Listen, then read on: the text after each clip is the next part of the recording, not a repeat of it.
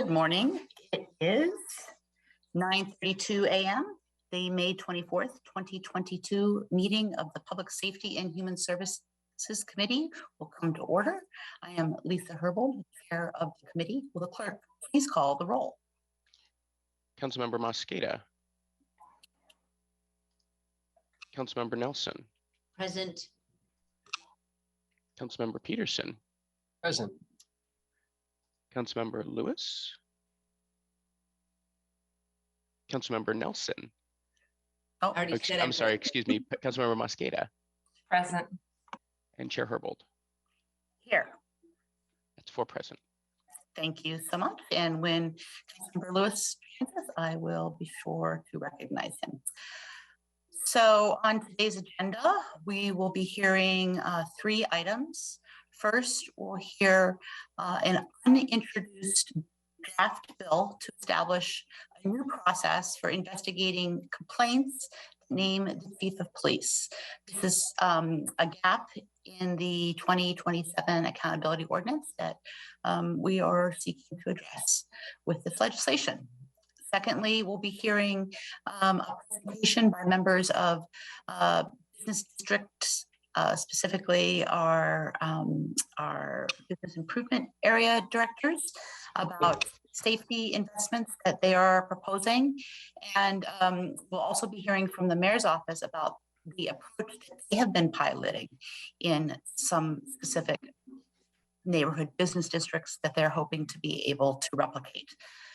Thirdly, we'll be discussing and voting on amendments for Council Bill 120294, also known as PEP. We have 14 amendments for consideration today. I want to note that Councilmember Lewis has joined the meeting. Welcome and good morning, Councilmember Lewis. Moving into approval of the agenda, we will now approve our agenda for our committee meeting. And if there is no objection, today's agenda will be adopted. Hearing no objection, today's agenda is adopted. At this time, we'll transition into public comment, and I will endeavor to moderate the public comment in the following manner. Because of the number of speakers that we have signed up to testify this morning, each speaker will be given 1 minute to speak. I will call on each speaker by name and in the order in which they registered on the council's website. If you have not yet registered to speak, but would like to do so, you can sign up for the end of the public hearing by going to the council's website. This link is also listed on today's agenda. Once I call a speaker's name, you'll hear a prompt. And once you've heard that prompt, you need to hit *6 to mute yourself. You can begin speaking by stating your name and the item which you are addressing. And speakers will hear a chime when seconds are left of the allotted time. Once the speaker hears the chime, we ask that you begin to wrap up your public comments. And if speakers do not end their public comments at the end of the allotted time provided, the speaker's mic will be muted after 10 seconds to allow us to hear from the next speaker. Once you've completed your public comment, please disconnect from the line. And if you plan to continue following this meeting, we ask that you do so via the Seattle channel or the listening options listed on the agenda. We've got 50 people signed up for public comment this morning. And again, I will be reading names into the record 2 at a time. So please listen for your name. Our first speaker is Howard Gale, and Howard will be followed by Anna Powell. Howard.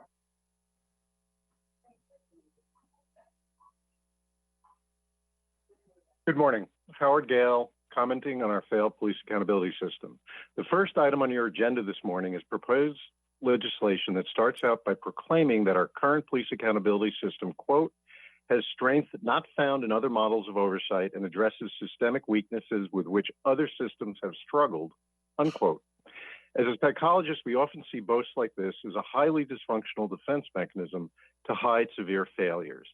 Failures such as the reality that the SPD has killed more people in the decade after the consent decree than during the decade prior, determining that every SPD killing was, quote, lawful and proper, unquote, including the 17 people experiencing a severe behavioral crisis. Failures like the reality of the continuing racial disparity in the SPD use of force and in SPD stops and detentions. Failures like the 2020 unconstitutional and egregiously violent SPD action against demonstrators with virtually all the officers exonerated, save for a very few cases where complaints were upheld, resulting in only reprimands. Thank you. Our next speaker is Anna Powell, and Anna will be followed by Don Gearhart. Anna. Hi, my name is Anna Powell, and I represent DoorDash. We are here today opposed to the pay-up ordinance. DoorDash has supported minimum earning standards before, but the pay-up proposal, calculated at 200% of Seattle's minimum wage before tips for an average delivery, is just too high. It would raise costs on customers by up to $5, reduce orders for merchants, and shrink earning opportunities for Dashers, who currently earn $28 an hour on average. We are disappointed to see erroneous claims about Dashers in Seattle, and we believe it is important to set the record straight. A recent report from Working Washington is based on data from just 400 deliveries across multiple platforms. That can't possibly summarize the experience of the other 38,000 Dashers in Seattle. Finally, Dashers heard from more than 15,000 of your constituents who have submitted letters asking you to halt the pay-up proposal and study its impacts before passing it. Thank you. Our next speaker is Don Gearhart, and Don will be followed by David Haynes. Welcome, Don. Good afternoon or good morning, members of the committee and Chair Herbold. Thank you for the opportunity to speak. My name is Don Gearhart. I'm the Gig Economy Organizing Director for the National Domestic Workers Alliance, and I'm here to comment on 120294. Specifically Amendments 2 and 3. We urge the Council to pass the ordinance with the exception of Amendments 2 and 3, which redefine marketplace companies and exclude thousands, potentially more, domestic workers from the basic protections enshrined in this ordinance. Companies are attempting to exclude some of the most disadvantaged workers in the gig economy in order to maintain control while keeping their costs low. The National Domestic Workers Alliance is the nation's leading voice for the 2.5 million domestic workers who make all of their jobs possible, many of whom live in Seattle. We strongly urge the council members to oppose Amendments 2 and 3 in order to maintain the integrity of this legislation. The attempts to redefine marketplace companies are part of the standard playbook for these companies, and this is a strategy that's been attempted around the country. An even older strategy being employed to exclude domestic workers from laws that may. Thank you, Don. Great to hear from you. Next, we have David Haynes, and David will be followed by Magnolia Klee. David?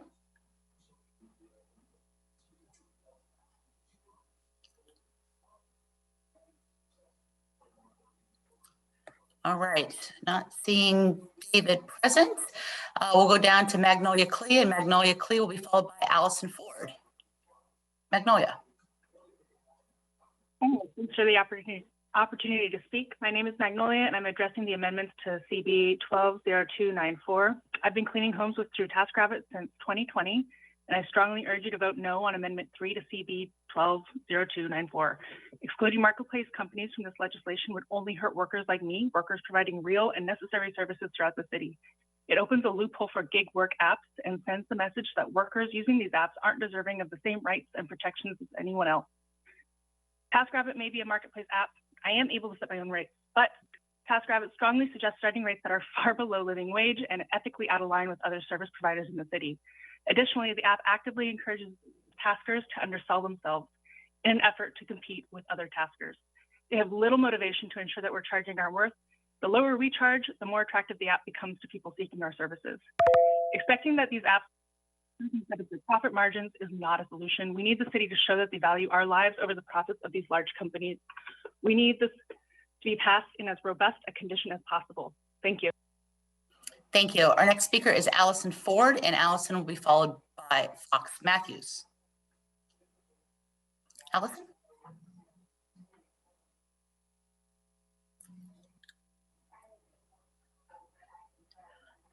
Allison, you're not showing as on mute, but we can't hear you if you're speaking.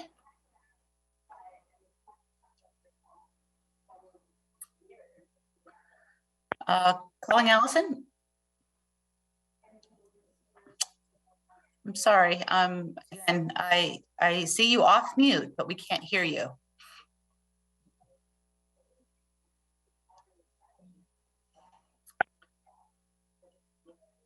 I'm sorry, Allison, we're gonna have to go to the next speaker. My apologies. Fox Matthews will be followed by Wei Lin. Fox?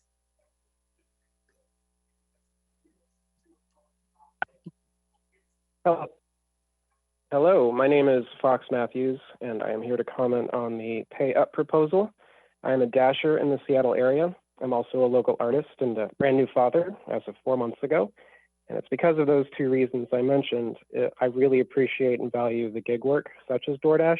It provides me the opportunity to reach my financial goals. It gives me the freedom to manage and create my own schedule and the flexibility to spend time with my family and pursue other endeavors.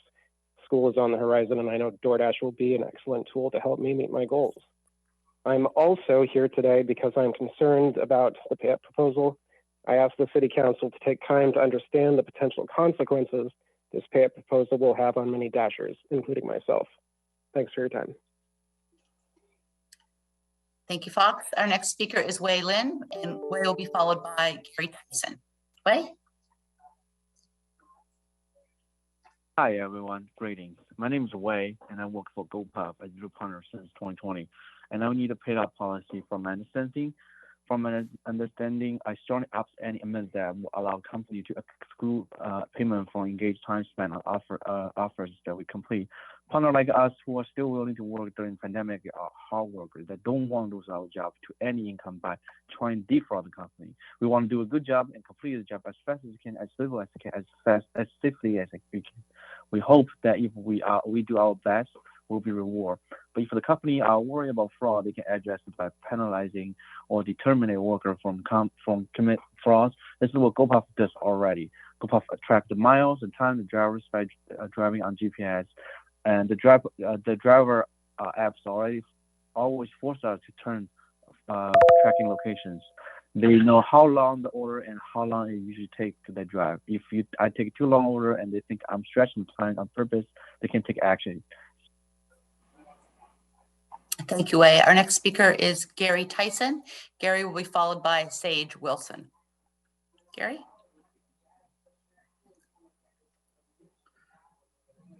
Gary, I see you're still on mute. Can you hit *6, please?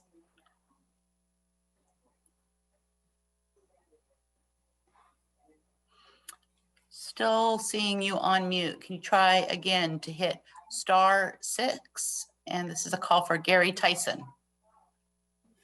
There you go. I'm Bishop Gary Tyson. As the leader of the General Baptist Convention of the Northwest, we express our concerns with the pay-up proposal before the Seattle City Council.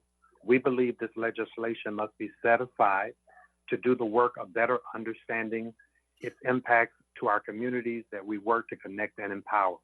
For example, in 2017, prior to passing the sugar sweetened beverage tax, the city took the time to create the sweetened beverage tax racial equity toolkit.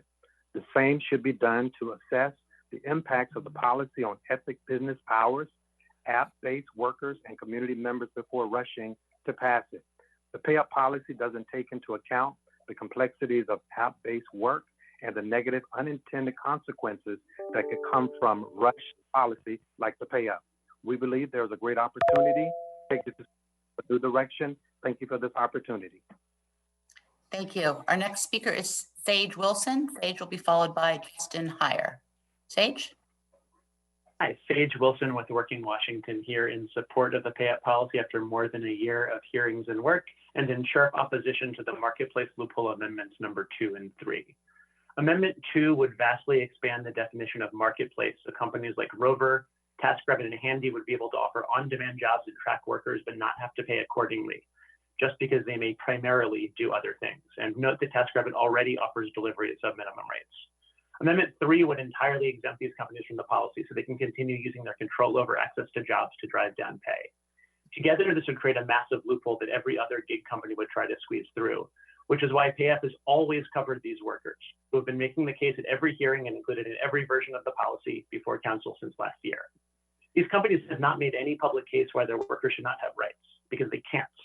Whether we're talking about domestic workers or farm workers or gig workers, there's no good argument to be made about excluding anyone from basic protections like minimum wage. These last-minute loophole amendments are bad policy, unpopular, and should be rejected. Thank you. Our next speaker is Justin Heyer, and Justin will be followed by Felicia Harold. Justin. My name is Justin Heyer. I'm the Director of Government Affairs for the delivery platform Shipt. I'm calling to respectfully express our concerns with the Council Bill 120294. As drafted, the ordinance risks economic uncertainty for the local sharing economy, which is a crucial source of earning opportunities for thousands right here in Seattle. This measure is being considered without and prior to any effort from the city to study the impacts, including the possibility that it diminishes the flexible earning opportunities available to app-based workers, as well as the number of delivery workers. Flexibility is at the core of our effort-based approach at Shipt. Many Shipt shoppers use our platform as a way to earn side income, have time to pursue the things they value in life. To this end, 75% of our shoppers choose to work less than 10 hours a week for Shipt. Who choose to work more than 40 hours a week earn, on average, more than $67,000 a year. Thank you for providing me with the opportunity to respectfully express our concerns with the ordinance. I would ask that you please heed the concerns brought up by companies as you consider this measure. Thank you. Thank you. Our next speaker is Talisha Harold, and Talisha will be followed by Tiffany Alvidrez. Talisha. Good morning. My name is Talisha. I'm a shopper on the Instacart app. I'm here to ask you to vote for the pay up policy and against the amendment to hide tips on offers. If gig apps are allowed to hide tips, it'll further their practice of stealing tips to pay a fair wage to workers. Tips are not wages. Workers are already in the dark about how Instacart determines how much a job will be paid. Hiding tips will turn the lights off completely. Here's the deal. Instacart is not paying minimum wage on a consistent basis. 60% of shopper earnings is tips. Knowing tip amount helps us know if Instacart's paying a fair wage. Tips are such a large portion of our total compensation that we decide what jobs to accept based on it. Every restaurant in Seattle is required to pay the minimum wage to workers before tips. These gig companies must be held to the same standard. It is the right of workers to receive fair pay before tips and to know the tip amount. Tips are not wages. Thank you. Thank you. Our next speaker is Tiffany Alvidrez, and Tiffany will be followed by Carmen Figueroa. Tiffany.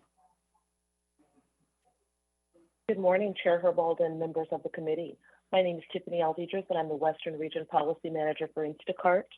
I'm here today to address CB 120294 pay-up legislation. Instacart is committed to providing shoppers with opportunities to earn how they want, when they want, all based on their individual goals and built around their schedules. But in order for those earning opportunities to exist, there must be sufficient customer demand, and any attempt to legislate their working conditions needs to factor that in. We appreciate the amendments that have been introduced, but we think several important adjustments still need to be made. An impact study is still needed to truly determine the effects this bill will have on businesses, workers, and the community. The proposal remains extremely problematic for Instacart customers, shoppers, and retail partners. Members of this committee should be aware that we fully anticipate a decrease in demand for the services offered on delivery network company platforms, which will in turn lead to a decrease in earning opportunities for workers and an increase in cost for consumers. Instacart looks forward to further discussing as we continue to work. Thank you so much, Tiffany. Our next speaker is Carmen Figueroa, and Carmen will be followed by Richard Columbert. Carmen?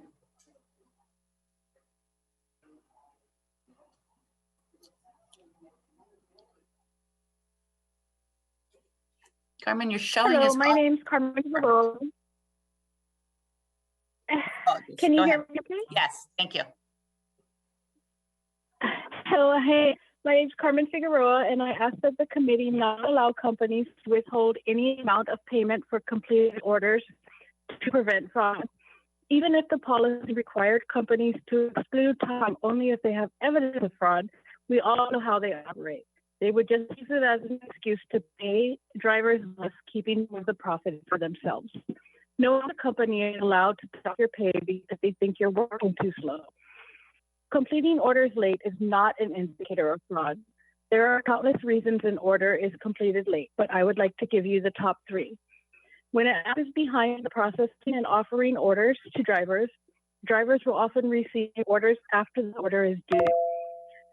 The app calculates time and mileage as the crow flies. The apps calculate the driver's arrival at a restaurant to coincide when an order is ready for pickup. This is a best guess. None of this. Thank you, Carmen. Our next speaker is Richard Collenbear, and Richard will be followed by Shelby Hansen. Richard? Hi, I'm calling about, yep, hi, can you hear me? Thank you. Okay. Yeah, okay. Hi, council members. My name is Richard and I live in Arbor Heights, which is Councilmember Airbold's district. I'm a personal chef and my partner and I both work from home. We love dogs and have used Rover since 2018 to manage our pet sitting business, which we operate on the side. I'm very worried that this proposal was created with only certain kinds of delivery services in mind and without significant amendments could hurt other types of service providers like me. Pet sitting and food delivery are very different. I provide a safe environment for pets over the course of days, not minutes or hours. And unlike delivery services, I have full control over what rates I charge when I advertise my services on Rover. The problem that the council is trying to solve are problems that I do not have as a pet sitter, and applying this proposal to Rover would not help us. I ask that you please vote to amend this bill and protect the freedoms that pet sitters using Rover have to build our businesses without. Thank you, Richard. Our next speaker is Shelby Hansen, and Shelby will be followed by Ashley Sutton. Shelby? Good morning. I've seen the proposed amendment to exclude marketplace apps from the pay up policy after fighting for pay up is so disappointing considering excluding thousands of workers. It doesn't make sense to disenfranchise a group of workers who also rely on gig work, especially protections. As a Rover walker, I'm allowed to set my own rates, but highly encouraged to keep them low in order to compete and be chosen before other workers, creating a dog-eat-dog world for workers. Rover takes 20% of each do. We take on a lot of responsibilities and liabilities that aren't realized as we are not just dog walkers. Not only do we care for your four-legged family member, we become their nurses when we give them medicine if they are sick. We're your security guards when we stay overnight, and we make sure the butterbutts of the world are cared for. We do meet and greet so we aren't always paid for, especially since we need to make sure we are. Thank you. Our next speaker is Ashley Sutton, and Ashley will be followed by Ma Hernandez. Ashley?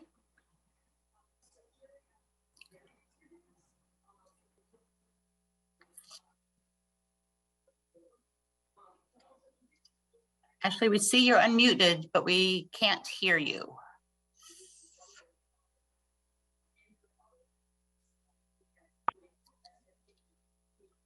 You're muted. Hit *6, please. Good morning, Chair Herbold and members of the committee. My name is Ashley Sutton, and I'm the Executive Director at TechNet, representing Washington and the Northwest. We thank you for the opportunity to weigh in, but respectfully oppose the PF proposal. App-based services have enabled affordable and efficient deliveries for the elderly and immunocompromised and helped restaurants stay afloat during the pandemic. We anticipate many of Seattle's most vulnerable community members will increasingly rely on the services our members offer as record inflation and gas prices continue to surge, which is why the council must get this policy right to avoid harming the community it seeks to safeguard. To date, the council has yet to commission a study to vet the policy and determine the impact on community. Price hikes for every aspect of the app-based economy lead to fewer earning opportunities for drivers and orders from businesses that utilize the advantage of app-based platforms. We respectfully ask the council to pause and thoroughly study the proposal before moving forward. Thank you for your time. Thank you so much. Our next speaker is M.A. Hernandez, and followed by Jackson.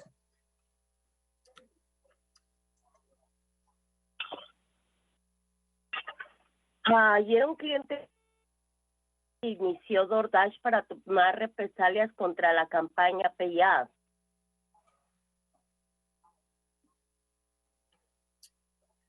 Esta fue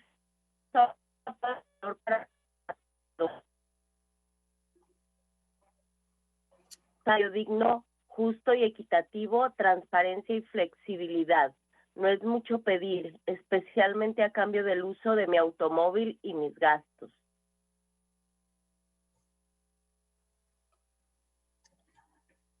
Quiero invitarlos a ustedes, miembros del Consejo, a que me acompañen en un viaje y vean lo que realmente es este tipo de trabajo.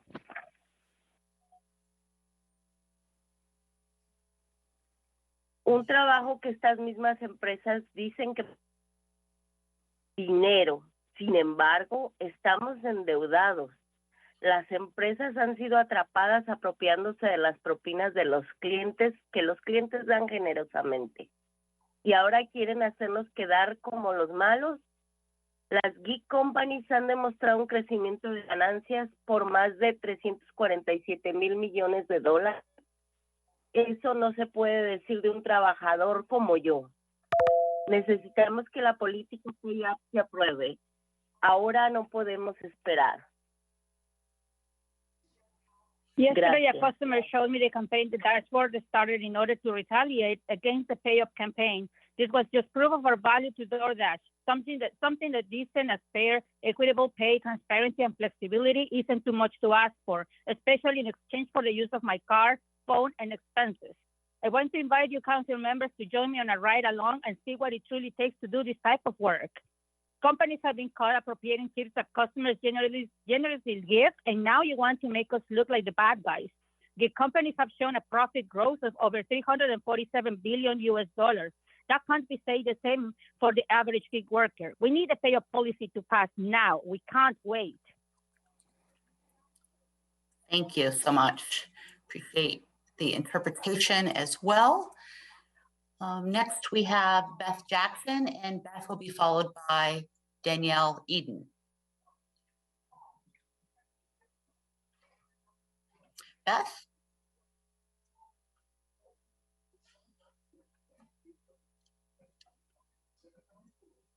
Hello. Hello. Hi, my name is Elizabeth Jackson. I'm a dasher for DoorDash. I'm out of Seattle. I was a paramedic and got liver cancer, and I was told I couldn't work again. DoorDash 5 years ago gave me the opportunity to support my family during this epidemic. If I lose, I'm sorry, it's just, I'm emotional because this job has saved me and my family from being homeless. I have to see doctors for my cancer constantly, but with DoorDash, I have the means to go see my doctor any minute. I could take a break if my doctor said there's a donor, let's go. I don't have that opportunity with other jobs. I mean, as all of us are going through this hard time right now, especially with this pandemic and the risings of gas and inflation, this job has done a lot for me. And I oppose against pay up. I wish you guys would really consider evaluating it again. Thank you. We have reached the end of our public comment time. I would really like to get a few more speakers in if we can. We did have a separate public hearing on May 5th, but we have a lot of folks who are still in the queue to speak on Council Bill 120294.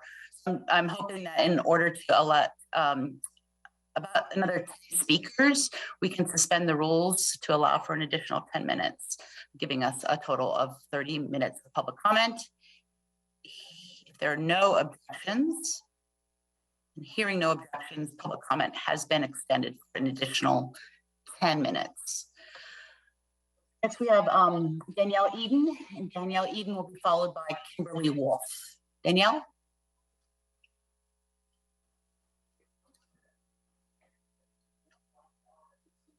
Danielle, your showing is muted. Can you hit *6, please?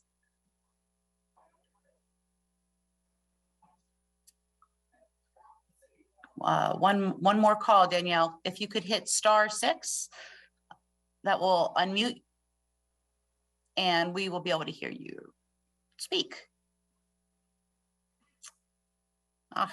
I'm sorry, Danielle. We're gonna have to move on to the next person. Our next person, Kimberly Wolf, is showing as not present. So we'll move down to Abby. Abby?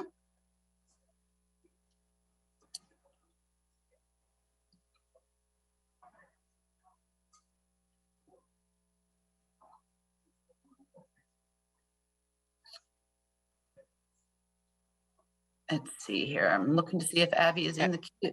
Abby is also not present. Okay, thank you. Moving down to Faisal Reyna, followed by Leah Radke. Faisal?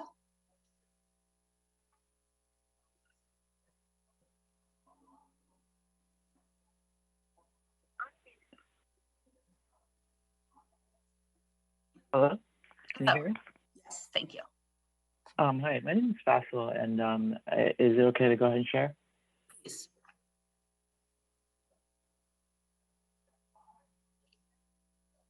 Go ahead. I think. Okay, cool. All right. So I just wanted to talk about my experience as a gig economy worker in Seattle. I've had a couple different issues, but I'd like to stick to the ones that are relevant to the topics today. One big issue that I've had is that I haven't been able to get support to be transparent or for them to be able to listen to my feedback. And the platforms that I've been using are Uber Eats and Postmates. One of the big issues that I had was just with the West Seattle Bridge. I remember I would get so many rides where I would, it just wouldn't be a very high payout because it would calculate it as if the bridge was open. And when I finally did the delivery, it'd only be like $9 or $10 or $12, and it'd be like a huge amount of distance. And I understand that maps it might not be mapped out the route, but my issue. Thank you so much. I've heard that story about the bridge and app-based workers. Please do feel free to send on your testimony. Sorry for cutting you off there. Next, we have Lee Radke, and Leah will be followed by Jean Callis. Leah? Hello, my name is Leah Radke. I live in Seattle and use delivery apps often as a person with severe asthma that is at risk due to the pandemic. All workers deserve to be paid a fair wage, including delivery drivers and gig workers whose work involves wear and tear on their personal vehicle. I support the pay up policy and think you should prioritize strengthening the rights of gig workers. Tips are not wages. Companies should pay their workers at least minimum wage, without exception. Charge me more fees. I don't care. I want my community members to be paid fairly, but I think it's entirely reasonable for these companies to dip into record pandemic profits to do the right thing. I support pay up without amendments that help corporate interests. Thank you. Our next speaker is Jean Ellis, and Jean will be followed by Stacy Campos. Jean? Hello, my name is Jean Callis. I'm a member of the Pay Up campaign, a voter in District 4, and a driver for Grubhub. I'm here today to speak in favor of the pay up policies before amendments and demand that council take action on it this year. I started working for Grubhub full-time at the beginning of 2022 after leaving my job due to a combination of burnout and developing chronic migraines. The flexibility offered by gig work seemed ideal at the time. However, with inflation rising the cost of necessities as well as gas prices and vehicle maintenance, pay as it stands is no longer enough. On top of these expenses, we are responsible for paying federal taxes as both employee and employer, in essence, doubling the tax on our income. I've heard the argument that if drivers simply worked enough hours, they would make enough to survive. I work between 40 and 50 hours a week, so what are enough hours if working full-time is not sufficient? We are not asking for outrageous wealth or making untenable demands of these companies. We are asking to make enough to cover our basic needs, to keep our vehicles running, to continue to enjoy the flexibility promised, and to know exactly what we are agreeing to. We are asking for the ability to continue to do this work. Thank you for your time. Thank you. Our next speaker is Jean Campos. Jean is showing as not present. Jean is also, sorry, Stacy Campos. Stacy is showing as not present.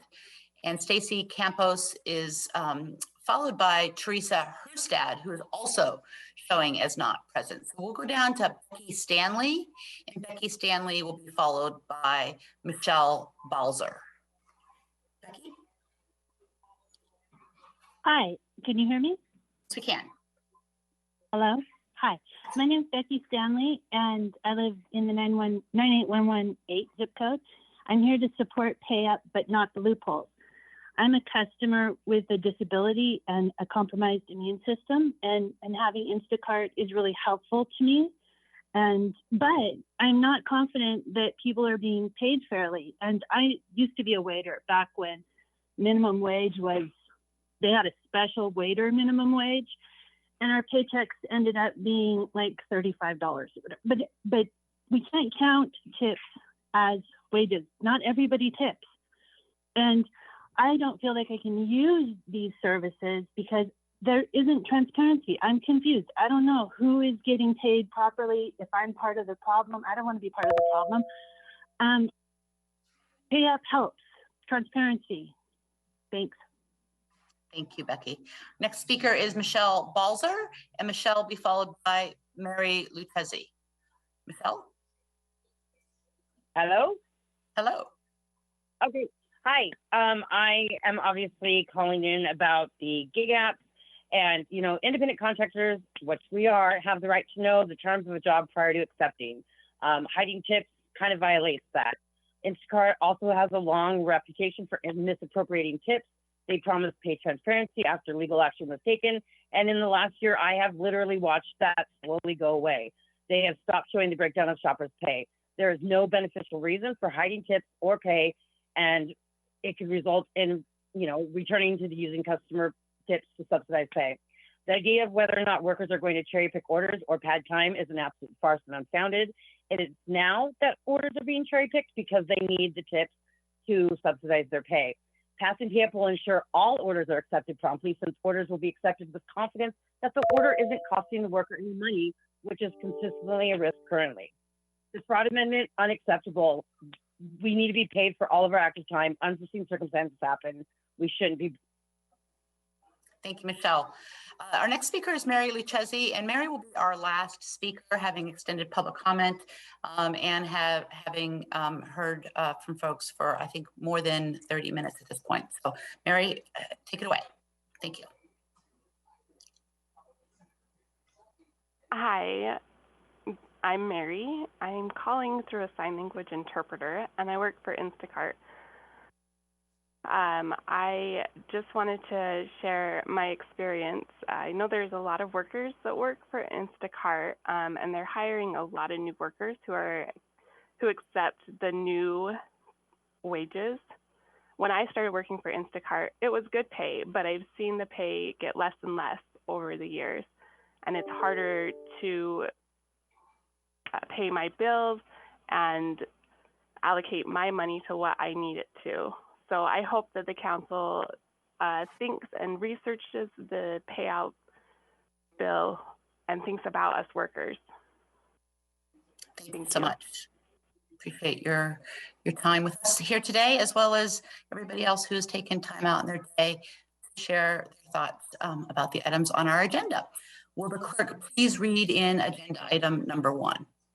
Committee agenda item number 1, an ordinance relating to civilian and community oversight of the police, establishing a process for investigating complaints, naming the chief of police, adding a new subchapter 5 to chapter 3.29 of the Seattle Municipal Code, and amending section 49 of ordinance 125315 to renumber the existing subchapter 5 of chapter 3.29 and sections 3.29.500 and 3.29.510 of the Seattle Municipal Code for briefing and discussion. Thank you so much. We are joined as well by Senior Deputy Mayor Harrell and Inspector General Judge, as well as Ann Gorman of Council Central Staff. Thank you all for being with us. The bill before us is a draft bill. It has not yet been introduced. It addresses a technical issue from the 2027 Accountability Ordinance, which did not address how complaints that name the chief of police should be addressed. That led to a lack of clarity about how to proceed with some previous complaints. I became aware of this issue earlier this year. I reached out to the mayor's office, the inspector general, and OPA to address this and establish a clear, fair process with as much consensus as possible. Again, the draft bill is not yet introduced, though we would like to introduce it in order to hear it before our committee meeting on June 14th. And before I hand it over to Council Central staff, I want to thank Senior Deputy Mayor Harrell and Inspector General Judge for the collaboration on this legislation. Just want to, before we jump into the central staff description of the bill, want to hand it over to both of you for your comments. Senior Deputy Mayor Harrell. Thank you so much, Councilmember Herbold. I just, I want to, thank you and your leadership and allowing for me to join you today, but also for your leadership on this particular bill. This really has been done in the spirit of working together. The draft ordinance that we are going to be discussing and reviewing today is a result of collaboration between council and the mayor's office and our accountability entities, and that's what I think makes it a really good basis for us to begin from. The legislation today strikes the right balance between the autonomy of the authority of the OPA director with the oversight responsibilities of the OIG for public safety. This bill improves and amplifies existing oversight processes and increases transparency, which I know we all really, really care very deeply about. And so, because public trust in our police department and any sworn officer from a rookie on their first day all the way up to the chief is really important, we should have those complaints properly investigated. And this gives us a pathway to knowing what we do if there are complaints at the top. So I really, really appreciate Councilmember Herbold's ongoing engagement and support around these issues as she moves the proposal forward, and we look forward to continuing this work together. So thank you again, Councilmember. Thank you. Inspector General Judge. Good morning. Thank you, Chair Herbold. Thank you, council members. I know that we're already over time, so I don't want to take a lot of time, but I would echo the Senior Deputy Mayor's comments about collaboration and my appreciation for including stakeholders in this process to get to a place where we can close that gap, make sure that we have a process that makes sense with OIG as the appropriate backstop. And thank you. Thank you for your leadership and collaboration. Thanks for working with us. Ann, you want to take it away and walk us through the contents of the bill? Sure. Good morning, Ann Gorman, Council Central Staff. Thank you, Madam Chair and council members. As Councilmember Herbold has described, this draft bill addresses a circumstance that was not specifically described in the city's police accountability ordinance, which is the treatment of complaints that come into the Office of Police Accountability, OPA, that name the chief of police and that OPA has found to be warranted, thus worthy of an investigation. It's important to create a discrete process for these complaints because under current practice, all complaints to OPA ultimately roll up to the chief, and the chief makes the final decisions on investigative findings and the imposition of any discipline. The draft bill creates a role in these decisions for the Office of the Inspector General, or OIG, which is independent from OPA. The proposed new role for OIG also addresses a potentially perceived conflict of interest that is inherent in the fact that OPA is administratively housed within the Seattle Police Department. I will give an example of OIG's specific role in the draft bill for complaints that name the chief. Typically, when OPA receives a complaint about an SPD employee, OPA staff perform a complaint intake and preliminary investigation, then classify the complaint and determine whether a more complete investigation is warranted. For a complaint that names the chief of police, the draft bill would have OIG review OPA's classification decision and have the opportunity to disagree with it. And if OPA and OIG disagree about that classification, then OIG's determination will stand. And this participation by OIG is consistent with its current oversight role in the Police Accountability Ordinance. That ordinance also does not currently require that elected officials and accountability stakeholders are kept apprised of investigations that name the chief of police. This group includes the council president, the chair of the council public safety committee, city attorney, and the executive director and co-chairs of the Community Police Commission, or CPC. The draft bill creates new notification requirements for these electeds and stakeholders. Most significantly, either OPA or OIG must notify them when an investigation against the chief will be conducted, and the mayor must provide them with a statement on a completed investigation, the findings of a completed investigation and whether he or she will impose disciplinary actions. Bill also provides a framework for the conduct of an investigation of the chief, either by city staff where appropriate, or by an independent third party. And it creates a new role for the Seattle Department of Human Resources Investigations Unit. That role is created where a complaint alleges violations of the Equal Employment Opportunity Act, which these complaints could concern harassment or discrimination, as an example. OPA does not have a staff member with the specialized training to investigate such complaints. And typically when those complaints come in to OPA, OPA consults with SPD Human Resources, who does have such a staff member. In the draft bill, the complaints that allege a violation of the Equal Employment Opportunity Act that name the chief of police may be investigated either by the SDHR Investigations Unit or by a third party. This draft bill is pending final legal review by subject matter experts in the law department, although we have discussed previous versions of the bill with them. Thank you, Anne. Any additional comments from Senior Deputy Mayor Harrell or Inspector General Judge before I ask my colleagues, council members, whether or not they have comments or questions? Seeing none? Nothing from me, thank you. All right, thank you. No, thank you.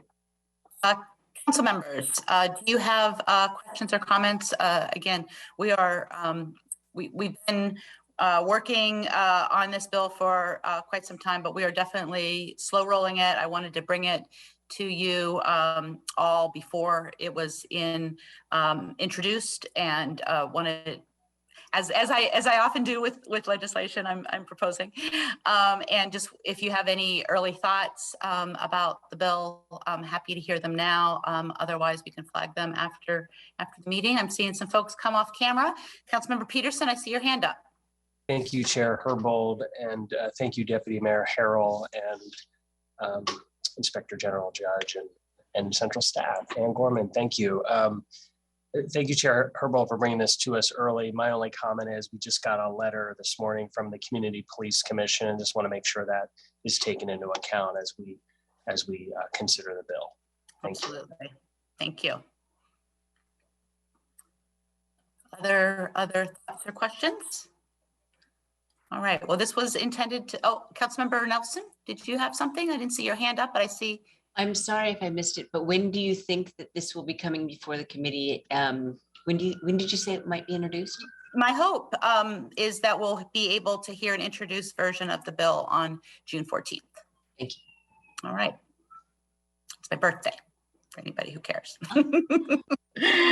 All right, great. Thank you, everybody. Again, appreciate this initial light touch and more conversations to come. Thank you. Will the clerk please read into the agenda the next item? Committee agenda item number 2, Neighborhood Business Districts Public Safety Presentation for briefing and discussion. Great, thank you so much.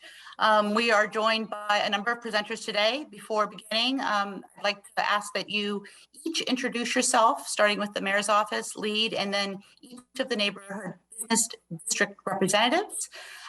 Just as a little bit of background, earlier this year, Councilmember Nelson hosted a briefing in her Economic Development Technology and City Light Committee with neighborhood business district representatives. Some of the leaders of those business districts have developed an updated proposal, which I've invited them to share with the committee today. The presentation is linked to the agenda. At the same time, the mayor's office has begun some great work to address issues in neighborhood business districts, issues related to the public safety challenges that those areas are dealing with, and trying to design something that's tailored to the individual experiences of public safety challenges. So far, I've also invited the mayor's office, or contacts, I've invited the mayor's office to provide an update to the committee on the work that they are doing before moving to the business district presentation. And thank you to Director of Public Safety Meyerberg and the LEAD program for coming to present today. And with that, let's take a pause and we'll do a quick round of introductions, and then I'll hand it back over to Director Meyerberg.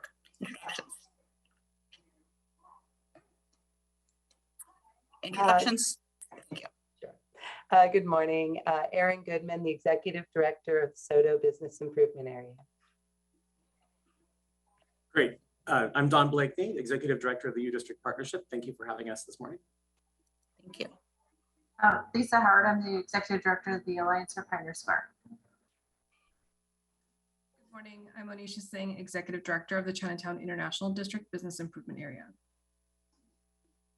And hi, good morning. Quinn Pham, I'm the Executive Director for the Friends of Little Saigon.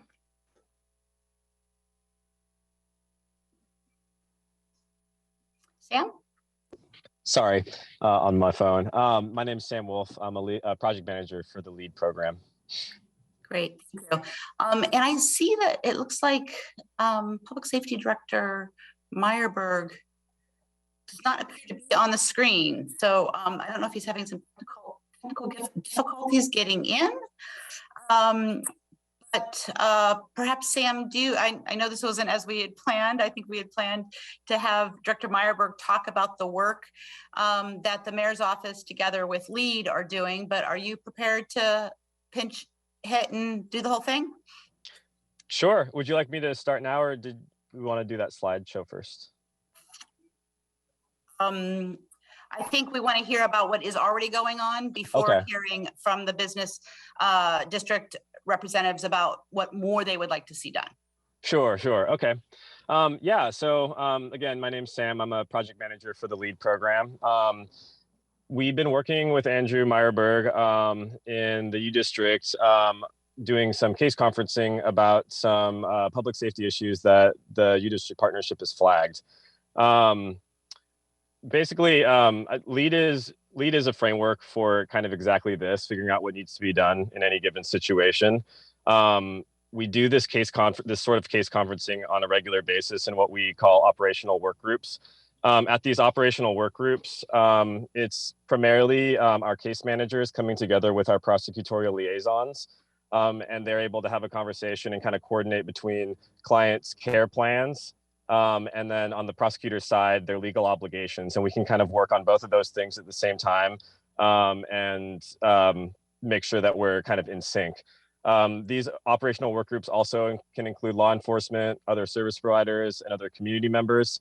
And the basic theory of the case conferencing is to bring more partners to the table and to align all of our efforts in complementary ways in order to achieve long-term change for both our clients and the communities that they live in. Now, in this U District project that we've been working on with Andrew, we have some additional partners at the table that allows this case conferencing to address more needs.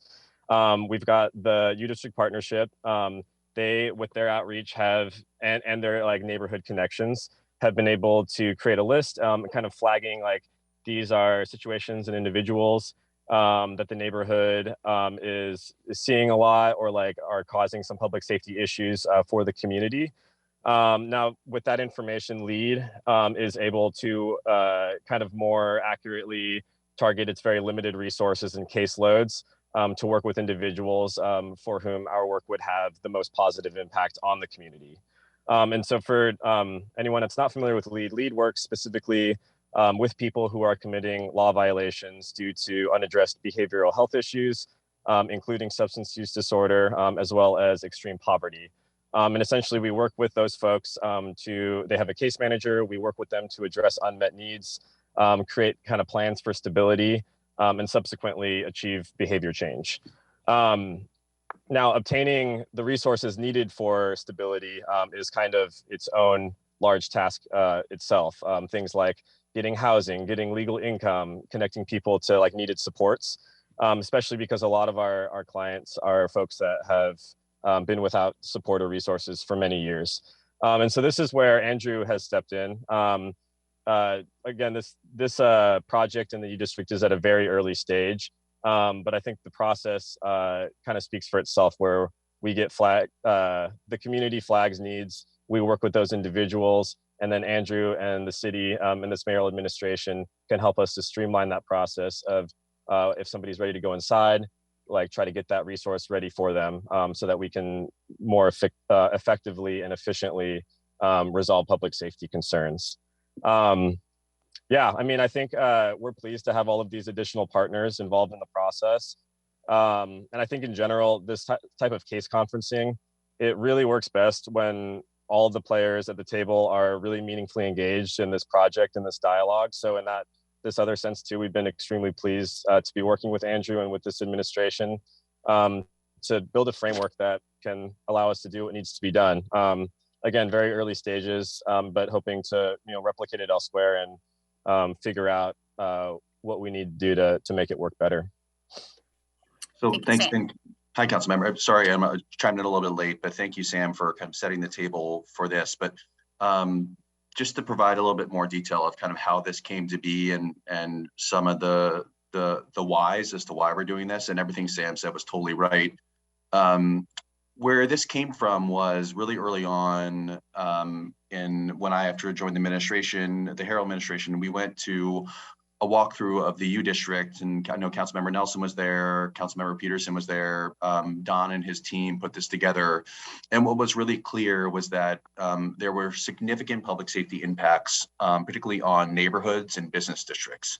What we also saw was when we started to pull data and heat maps of crime, we saw that crime was correlating in those neighborhoods as well. So whether it be U District, Pioneer Square, SoDo, Little Saigon, the CID, that's where crime is collecting, and that's what the data shows. So the concept behind the work was to take a model that we thought was really productive, which was the operational work group model that LEAD uses, but to move it again to a neighborhood focus as opposed to a precinct focus. And one of the reasons why we wanted to do that was, I think simply stated, since 2020, I think our systems are out of practice. I think we are stretched really, really thin.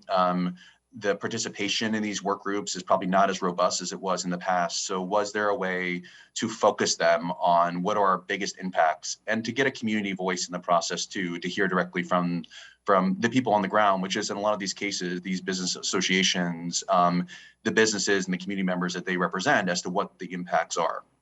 The U District was a really interesting place to start because a lot of what they were seeing in the U District was crisis oriented. So there were crimes and certainly, shoplifts and drug use, but a lot of it was subsistence crime as opposed to higher level assaults and violent crime. Well, there certainly was that there. That's what we were seeing in the U District predominantly. So we felt like this was a really good set of behaviors to bring LEAD to. So the first step let me just back up too. I think what we also realized was that with our current resources, there just is no way to address these issues if you don't do it holistically. I mean, the simply stated, we don't have enough police officers, even if you wanted to make these arrests, and arresting people for misdemeanor crimes, particularly very low level misdemeanor crimes and not repeat misdemeanor crimes. I'm not sure that that's going to fix the underlying behavior. So the question was, could we go in there and engage in this work with LEAD to get people into shelter, to get people services, to create case plans for all these individuals, and to thus try to eliminate the conditions that are causing criminal activity?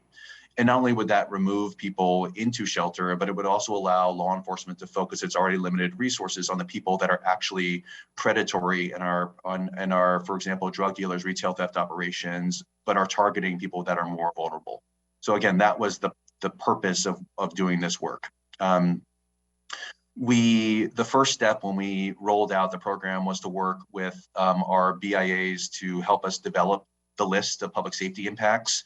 And I wanted to kick this over really quickly to Don, because Don and his team, which is really a multifaceted team, did a tremendous amount of work to develop the list. And Don, if you could just spend maybe a minute or two just talking through how you did that and what the list kind of looked like and the size of the list, that would be really helpful. Thank you, Andrew. For the past few years, we've been fortunate to have city support for a homeless outreach individual who focuses just geographically on our neighborhood. And that individual has been able to build relationships with people in our neighborhood who've been experiencing homelessness over the last few years. We do a monthly census and watch the population, and that has grown to 150 and it's shrunk to 50 over time, depending on what part of the year we're in. But we also have safety ambassadors that we have in our neighborhood who are unarmed, unsworn, and they walk around and check in with businesses and provide a visual presence in the neighborhood. They also tell people how to find the UW campus. It's not too complicated, but they do help people along during the day. And between those different entities, plus our stakeholders in general, we get a lot of information into us about things that are going on. We hear from small businesses that their windows have been broken 3 times in the past 2 months. And they have some information about that they can share with us. The ambassadors then also know a little bit of information, and the outreach worker knows a little bit of information and is able to bring all that together. And what we found is that there was no place to really reposit this information or put it forward as a community. And so we started convening a small conversation just internally with us about, okay, what are we seeing here? And we noticed that there were some individuals having a really large outsized impact in our community, but there was not really anybody kind of flagging that and saying, hey, why don't we dive in on this particular individual who's having behavioral health crisis or issues and try to figure out and case manage and try to problem solve. That's when we started talking with LEAD and started talking with the outreach program manager for under our organization that works for the REACH program.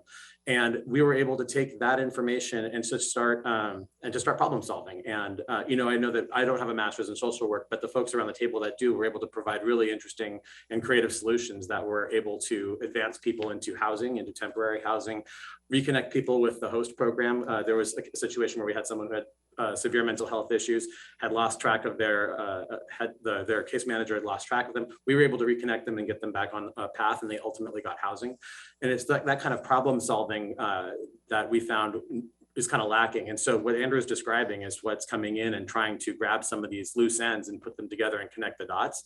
And the list that we're putting together is kind of these compounding issues that we're seeing from different corners of our community. And we're putting it on the table and trying to problem solve together about what, if this is the highest impact individual, what could be done? Could we find this person better services? Is this person just operating in a criminal enterprise that we have to bring in a law enforcement and city attorney and King County prosecutor on? But it's that kind of troubleshooting and a better understanding that helps problem solve these really high impact issues. So that's the background on the list there, Andrew. Yeah, so I mean, the U District was really a unique place for us to start, just because of the kind of the institutionalization they had already of outreach workers and this work. So it definitely made our casework easier. And so once the lists were developed, we convened the groups. So right now we have 2 active groups ongoing. We have the U District and SODO are active. We're working with Ballard right now to finalize their list before starting up the meetings. And then it was also setting the table, who's going to be at these meetings. And for now, it's in the mayor's office, LEAD, REACH, SPD. We've had representatives from the King County Regional Homeless Authority, as well as from HOPE. So I think we're trying to still figure out what the balance is, and from the city council too. Councilmember Strauss has been involved in the groups that have been going on in Ballard, but we're still trying to figure out the right balance of who should be there and what role do people play. But again, that's part of SM Express. That's part of this piloting process, is figuring out what works and what doesn't. And then during each meeting, we go through the list. Realistically, between 5 and 6 people is the most we're going to get through. And what we want to discuss is, what are the impacts? What are the needs of this person? Are they already involved in services? If so, what services? Are they a LEAD client? If not, are they LEAD eligible? And then the idea would be to create a plan for each person that goes through. And to be honest, sometimes this plan is long-term. It's like, well, we need to create a dialogue with this individual and to try to get this person to seek drug treatment in order to get them into housing. Sometimes we have a shorter window plan where this person is eligible for a tiny home. Can we move that request up the chain to try to get them in shelter? But I think the reality is, and something I've learned in the process, is that this is not fast. It's slow, and it's slow because people need to want to accept services and need to want to be part of this in order to actually move out and change behavior. So that's the work that we're doing. If the person's not lead eligible, which is the case at times, then we discuss whether a law enforcement intervention is needed, and if so, what that is going to be. So again, you know, obviously where ideally you would never have that situation, but as we all know, there are going to be some times where people are going to be subject to arrest, particularly if the behavior is, you know, again, targeting other folks and particularly the more vulnerable people. So again, we're in the U District, Soto and Ballard now. We are looking at possibilities for next neighborhoods, and we're working with some of those neighborhoods to start building out their lists. On our list of potentials are West Seattle, the Junction, Columbia City, Mount Baker, Georgetown, and Northlake. Those are all kind of in the mix as next steps. And I know Councilmember Lewis has his hand up, but I will say we have a couple questions that have come out of this that I'm happy to go through that we still need to answer. So Councilmember Lewis, do you want to pop in and then I can, oh, sorry. Yeah, that's Lisa's decision, but yes. Sorry about that. All good, all good. We're all family here.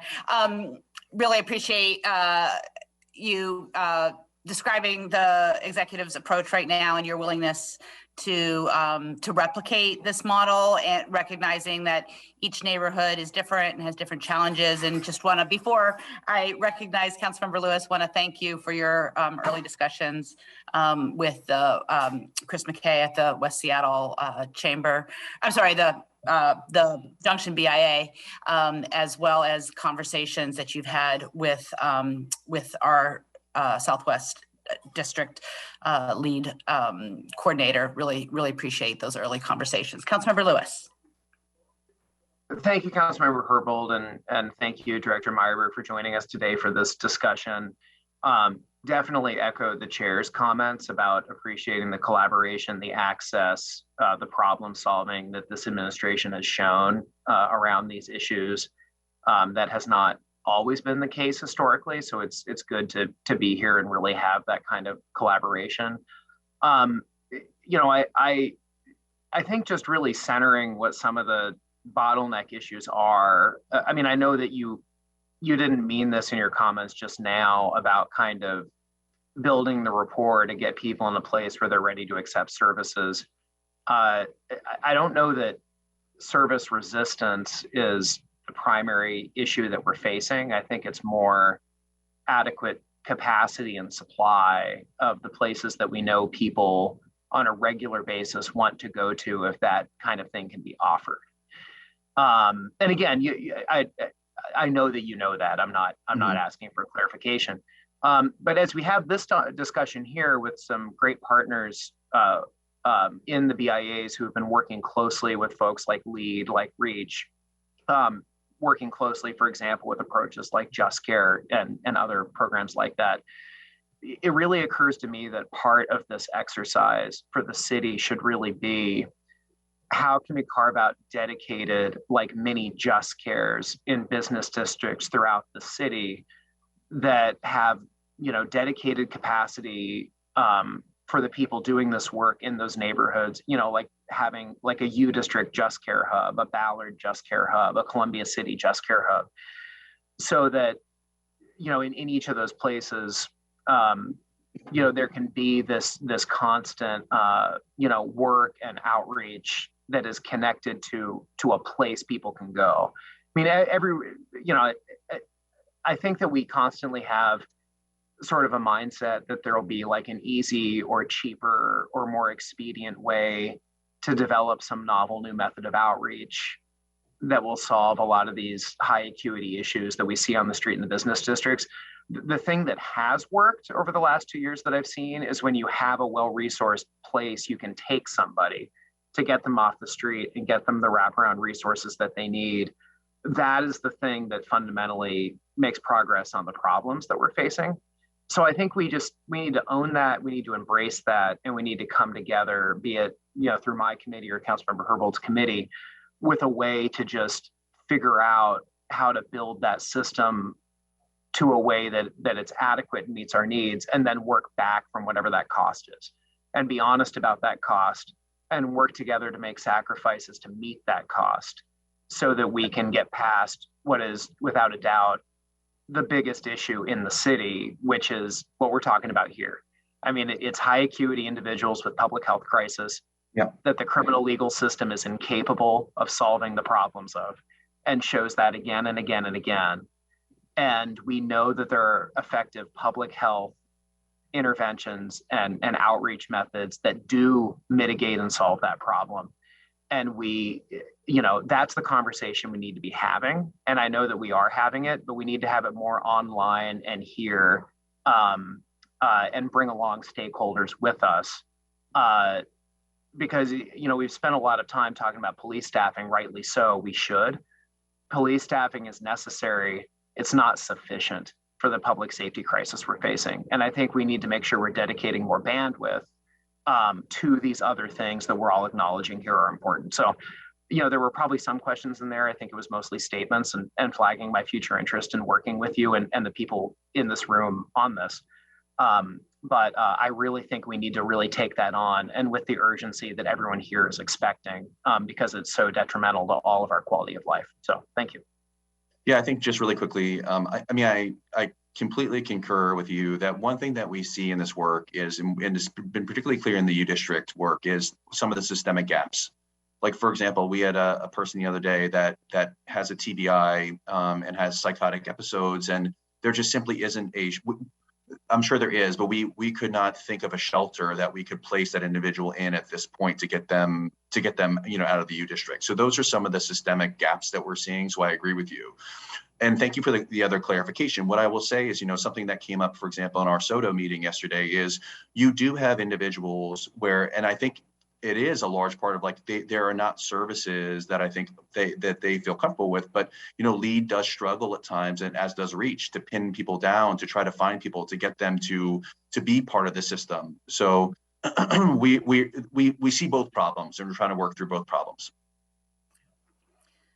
Thank you, Director Meyerberg. Thank you, Councilmember Lewis. Before I turn it over to Councilmember Nelson, I do want to say that my intent in setting the table this way was to, again, both hear about what we're doing now, but also hear from the folks that you're working with, Director Meyerberg and Sam, and folks that you're not yet working with, to talk about what more can be done. So it's a lot of appreciation for the work that you're doing, and again, recognition that you're doing it in a way that is, I think, more collaborative than we've seen before in recent years, and more focused on the underlying conditions that lead to the disorder that has quality of life impacts, and the crime that has impacts on victims. So really appreciate that. Do want to, after Councilmember Nelson's questions or comments, want to hand it over for the majority of the time, though, to hear from our neighborhood business district representatives. Councilmember Nelson. Thank you very much. So I can take this question offline, but for the people that are not LEAD eligible, are you working, do you plan on working with the city attorney's office or the King County prosecutor's office to address those issues that fall beyond? So there's going to be there'll be some connection between the high utilizer list and the people that we're seeing, but our list is broader because it's not just high utilizers. It's really everyone who's causing public safety impacts, or not everyone, but largely it's going to be a broader list of folks that are engaged in this behavior. So there will be some spillover, but the ideal situation is that we're not arresting any of these people. That's ideal, right? But yes, we will be collaborating with them. And just before I stop talking, I just wanted to thank you, Councilmember Herbold, for having us here. And Councilmember Nelson, I'm happy to talk about this offline with you too. And I wanted to note something you said. This work is only a tiny portion of what the U District and the other BIAs that are here today have been asking for, and that's in their proposal. And I just want to be clear about that. We have not answered all their questions. And while this does address some of the concerns, it doesn't address everything. So again, totally agree that it's important to hear those other concerns out. And part of the work that we're doing is to understand, do we need more budget, for example, for the community hub coordinators, like, is there a business case to be made for these things? And that's part of our process to figure that out. So again, I'll cede over to them, but thank you again for having us. It's great to present this work. Conversation. Thank you so much. So who it looks like Erin's coming off mute, so she's ready to go. Erin, take it away. Good morning again, Erin Goodman, Soto BIA. Thank you so much for having us. I wanted to start off with a little context, kind of how we got here, and then my partners will, give more information. So we represent neighborhood business districts. Some of us are BIAs, some of us are other types of organizations, but at the heart of what we do is that we support businesses so that they can focus on running their businesses. And whether that is through clean and safe activities or economic development. And really over the last few years, that support has increasingly been related to public safety issues. And which have also increasingly increased significantly since the pandemic.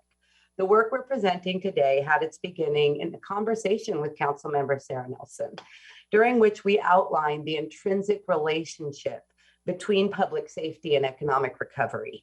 When we told her the issues that our businesses were dealing with and the new roles that we had taken on to support them, sometimes we are detectives and case coordinators and victim support and more. And she challenged us. She said, you've highlighted these issues. Now help us understand solutions from your position on the ground, working with these businesses. What could come out of this that you think would be helpful? And so we have, put this work together. We first presented it to council and Councilmember Nelson's Economic Development Committee, and where we were accompanied by business owners from across the city who shared their experiences, concerns, and the impact that public safety issues have had on their businesses. Since that meeting, we've met with individual council members, representatives from the mayor's office to discuss these proposals in details. And through that conversations, we've refined the proposal to address questions that were raised during these meetings and to further, address sort of how this works in relation to the system we currently have. It's important to state that we are absolutely supportive of and advocate for an appropriately staffed police department. And the work we are presenting today is designed to complement the work of sworn officers and provide some civilian answers to the problems plaguing our districts. With that, I will turn it over to Quinn. Thanks, Erin, for kicking us off. Yes, thank you, and really appreciate the time to be able to speak on our proposal today. We actually came out with an op-ed just a couple months ago to highlight some of our work. Erin did talk about some of our issues that we're dealing with. So Don, are you controlling the slides? We'll go to the so some of the major impacts on our neighborhoods, as you've heard throughout both conversations, is threatening behaviors, vandalism, broken windows, violence, rape, arson, and just people suffering for many, many years in our neighborhoods, just to list a few. Next slide. And so, as mentioned earlier with Director Meyerberg, how our safety issues are addressed in the neighborhood is currently at the precinct level, and this does not work for us. It's not at an appropriate scale to address our issues. This example right here highlights North Seattle, where there are really diverse neighborhoods and needs from various neighborhoods from Ballard to North Aurora. We in the CID also experienced this. Little Saigon before recently, we were part of the South Precinct. We were just recently rolled into the West Precinct as part of the holistic CID. In addition, these precincts have also been losing resources over time. For example, we no longer have neighborhood foot patrols, community police teams, anti-crime teams, and precinct detectives. So the focus should be on neighborhoods or urban villages and business districts instead of precincts.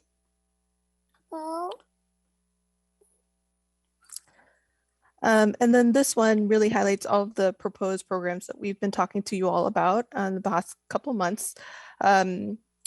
We initially, so the first one is really a dedicated mayor's office role to oversee community safety. This is with our current director, Marburg. Next is a team of dedicated community safety hub coordinators. This was mentioned earlier. Currently, the BIAs and some of our community partners are playing this role, and it's a huge burden on us because we're not able to do other work. Even Director Meyerberg is taking on some of this work. And so we need to recognize that we need more capacity to be able to do this. And then, of course, high visibility civilian staff foot patrol, a neighborhood crisis response, and neighborhood-based behavioral health outreach, all at the neighborhood or business district level. Just as a quick run through.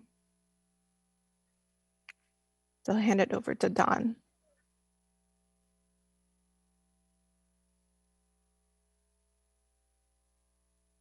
Sorry, I couldn't figure out how to unmute. Pardon the distraction. So what we wanted to do is map out what this looks like in a given neighborhood. So let's take a neighborhood like Little Saigon or the University District, where you're seeing kind of a concentration of the issues that Andrew Meyerberg was talking about earlier. You have major vandalism, regular behavioral health disruptions, violence, or chronic theft. And you're seeing that in one specific geographic area, which is usually a business district. Currently today, we have resources in those districts that are sometimes like a BIA, sometimes we have services that are located in that neighborhood, but a lot of the stuff that usually comes together to problem solve or to triage issues that are bubbling up are citywide or precinct-based, as we were just discussing. And so what we're proposing on this last slide comes in, and you see the yellow circles here is what we're proposing is kind of added to that mix to take the community out of that hub coordinating role, which is a lot of work, and put them as a partner at the table, but have this city employee who's really connected to all these different agencies and entities to help pull together and connect the dots for these issues as they pop up in these geographic areas. So you see the hub coordinator is at the center of this conversation. They're working with the civilian foot patrol team who's out there talking to small businesses on a given day or residents, understanding what's going on in the neighborhood. They're able to relay their knowledge to crisis response when that's necessary, non-SPD response for people in crisis, or communicate on a regular basis with neighborhood-based outreach. So someone who understands the people who are experiencing homelessness or behavioral health issues in the district on the ground.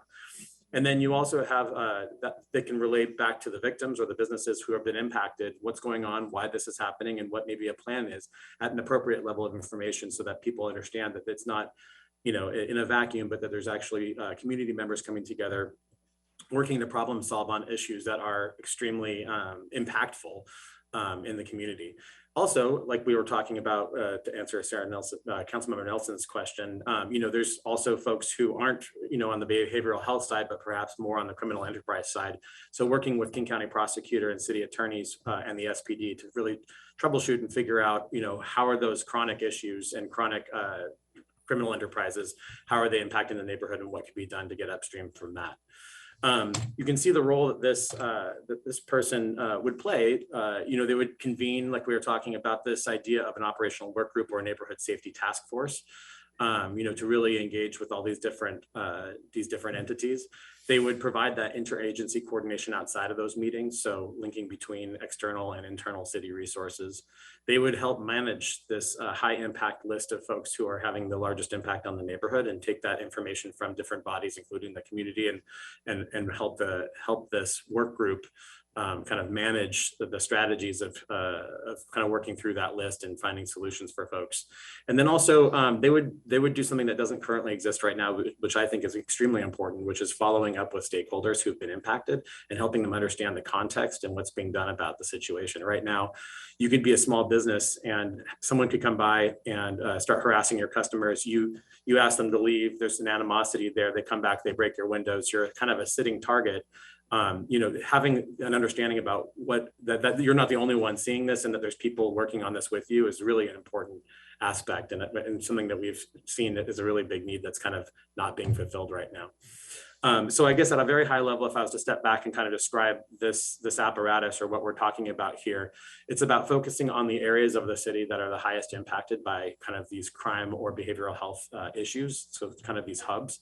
And it's prioritizing and putting energy into resolving the issues that are having the greatest impact in those specific neighborhoods.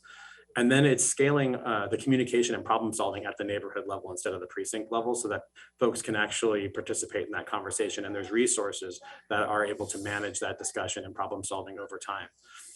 This coordination and operational problem solving is a best practice. And currently, it's living kind of within the BIAs or the commercial district organizations, and it's just not sustainable.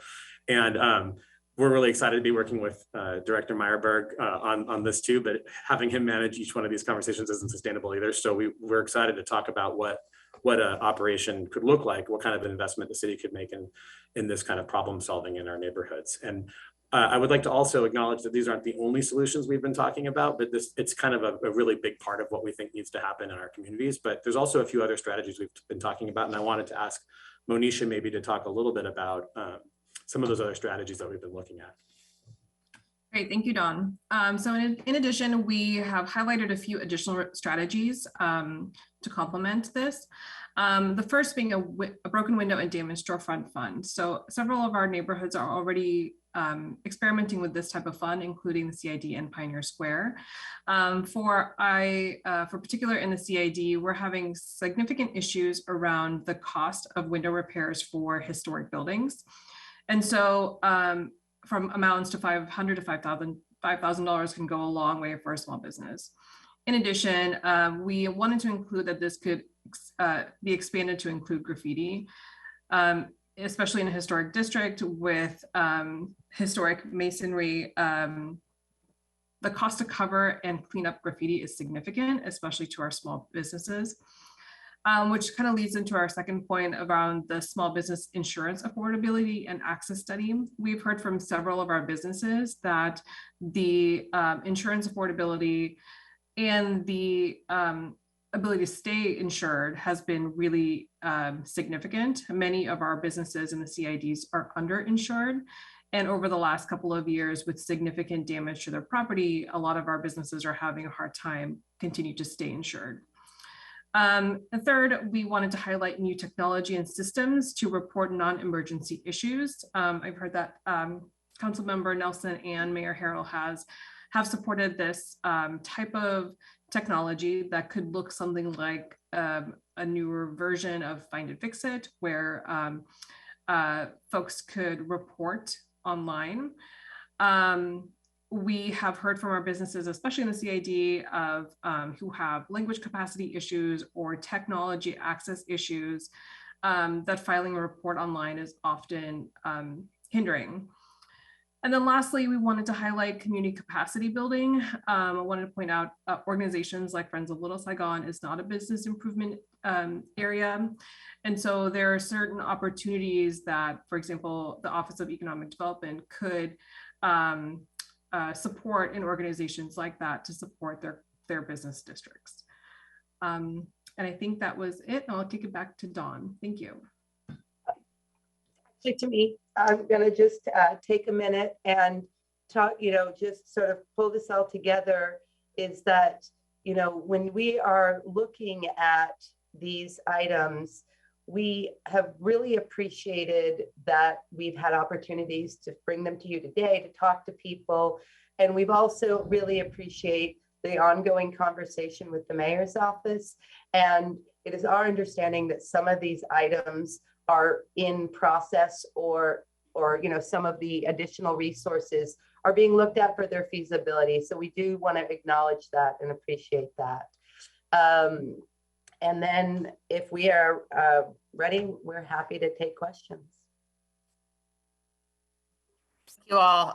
Again, appreciate your highlighting the elements of our collaborative approach that are either missing or at capacity, and appreciate the role that Director Meyerberg is playing right now to keep this collaboration afloat. Just curious, before I see Councilmember Lewis, you have your hand up. Just curious, recognizing that resources will continue to be an issue, even should we look at funding a community hub organizing approach.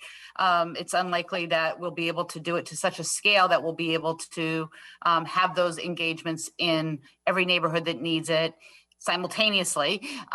There will have to be some prioritization, I think I heard you say.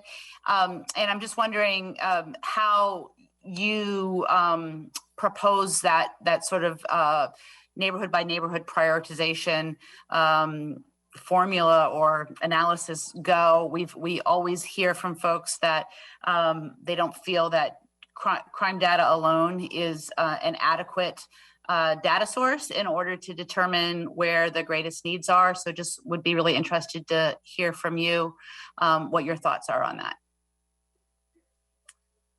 Happy to throw in a couple of thoughts. Thanks. That's a great question.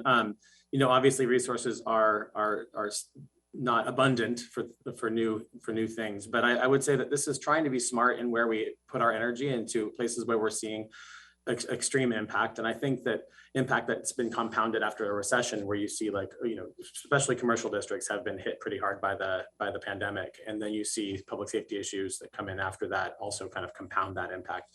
So looking at kind of the economic and safety metrics. So I think crime stats are a great year over year thing to look at, but it's not always the complete indicator, like you suggest, of what we want to measure the impact. I think looking at economic impact, maybe there's some work that we could do with the Office of Economic to look at some of the impacts that we're seeing to our local economies to kind of establish the need for this type of work. But I do think it's more than one team.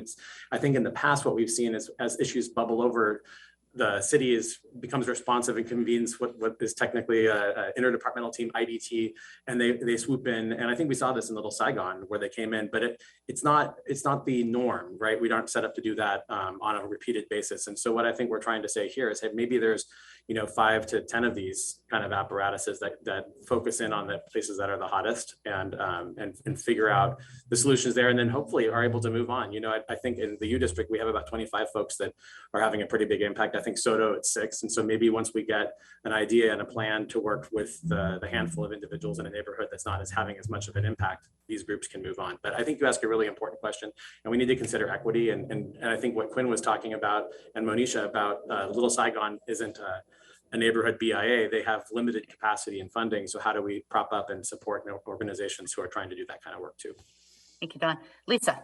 The one additional thing I want to add to Don's answer was part of the goal of a community hub coordinator would be to resolve issues. We have an individual on the street that's been kind of bouncing between Pioneer Square and Soto for over 8 years. The amount of resources that has already gone into that individual, whether it's a behavioral health crisis or other need on the street, is already pretty high. And so part of this is, if we're able to solve these chronic issues, there will be savings in the system as a whole. And we'll be working towards maybe that role changing over time because of those cost savings within that work area. Thank you.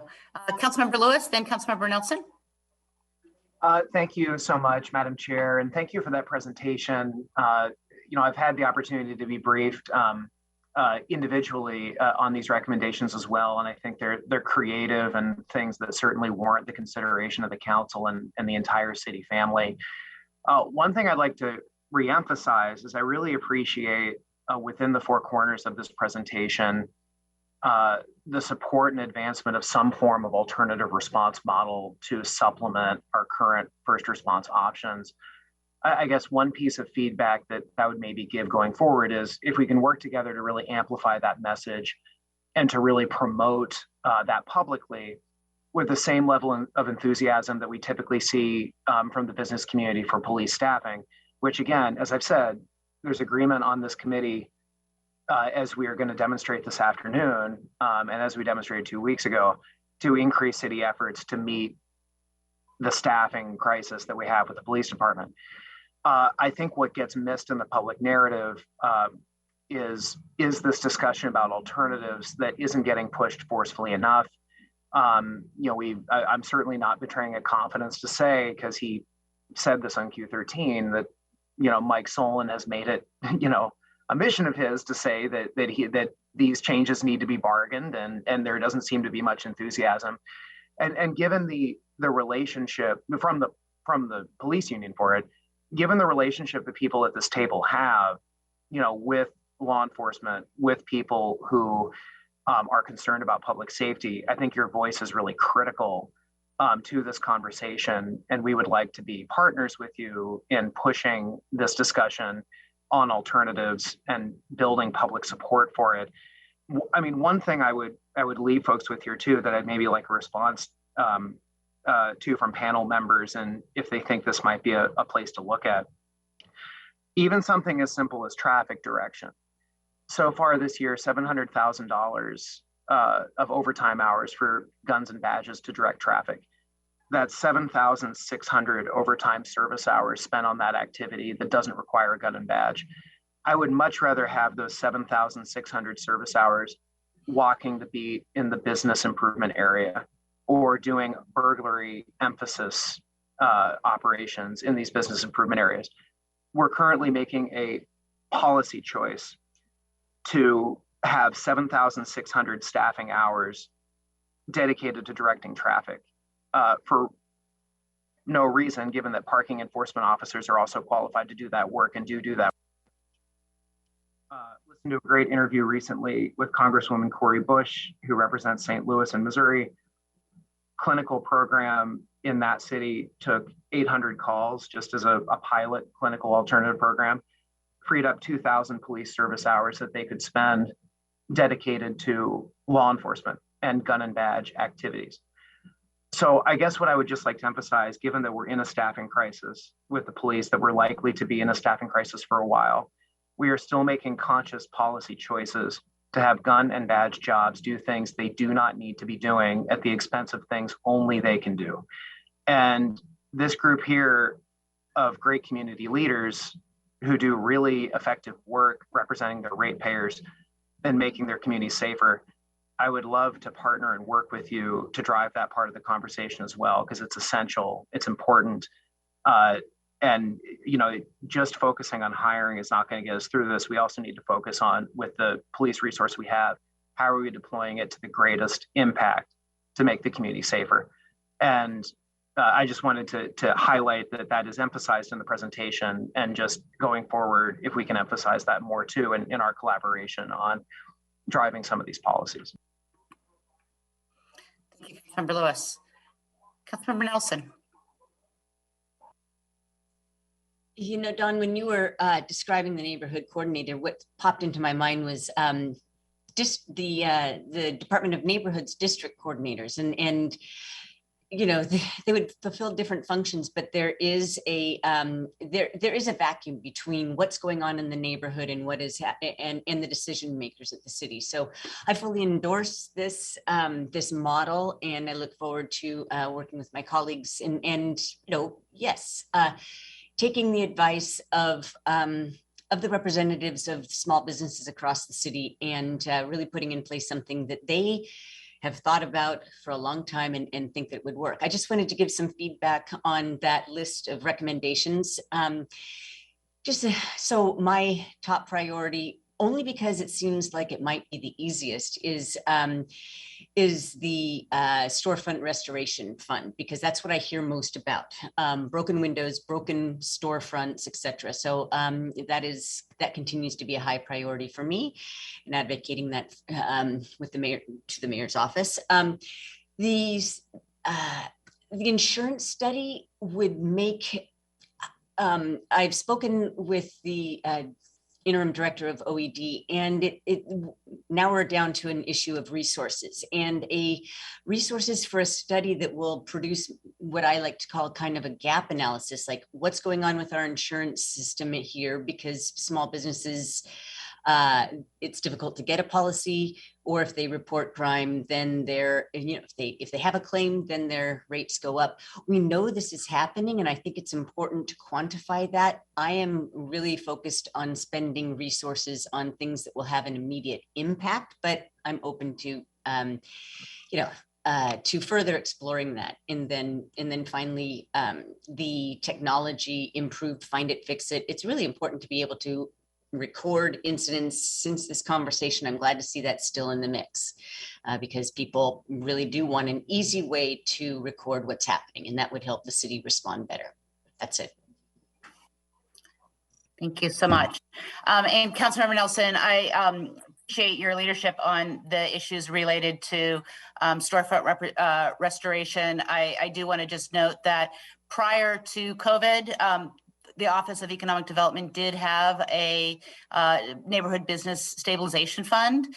They sort of transferred that fund to be more of a COVID relief fund, but it was specifically designed to deal with mitigating business impacts, either from unexpected activities like crime, but also impacts associated with city projects that may have an impact on reduced business activity. So hope we can maybe look to your leadership working with OED to restore that fund in its original purpose. There are some limitations with the public gift of funds, as we know, but there are some ways to make it work. So really appreciate you highlighting that. Councilmember Lewis. Sorry. Yeah, just as a quick point to also raise to Councilmember Nelson's point, in the last budget, my office was able to get a victim compensation fund funded that we're still working on exactly what the size and scope of that fund is going to be. Window repair and replacement could be something within that scope. So feel free to reach out to my office to kind of learn more about that process as it goes along as another potential resource for that. So appreciate it. Thank you, Councilmember Lewis. Councilmember Peterson. Thank you, Chair Herbold. Just wanted to thank the leaders of the business improvement areas throughout the city.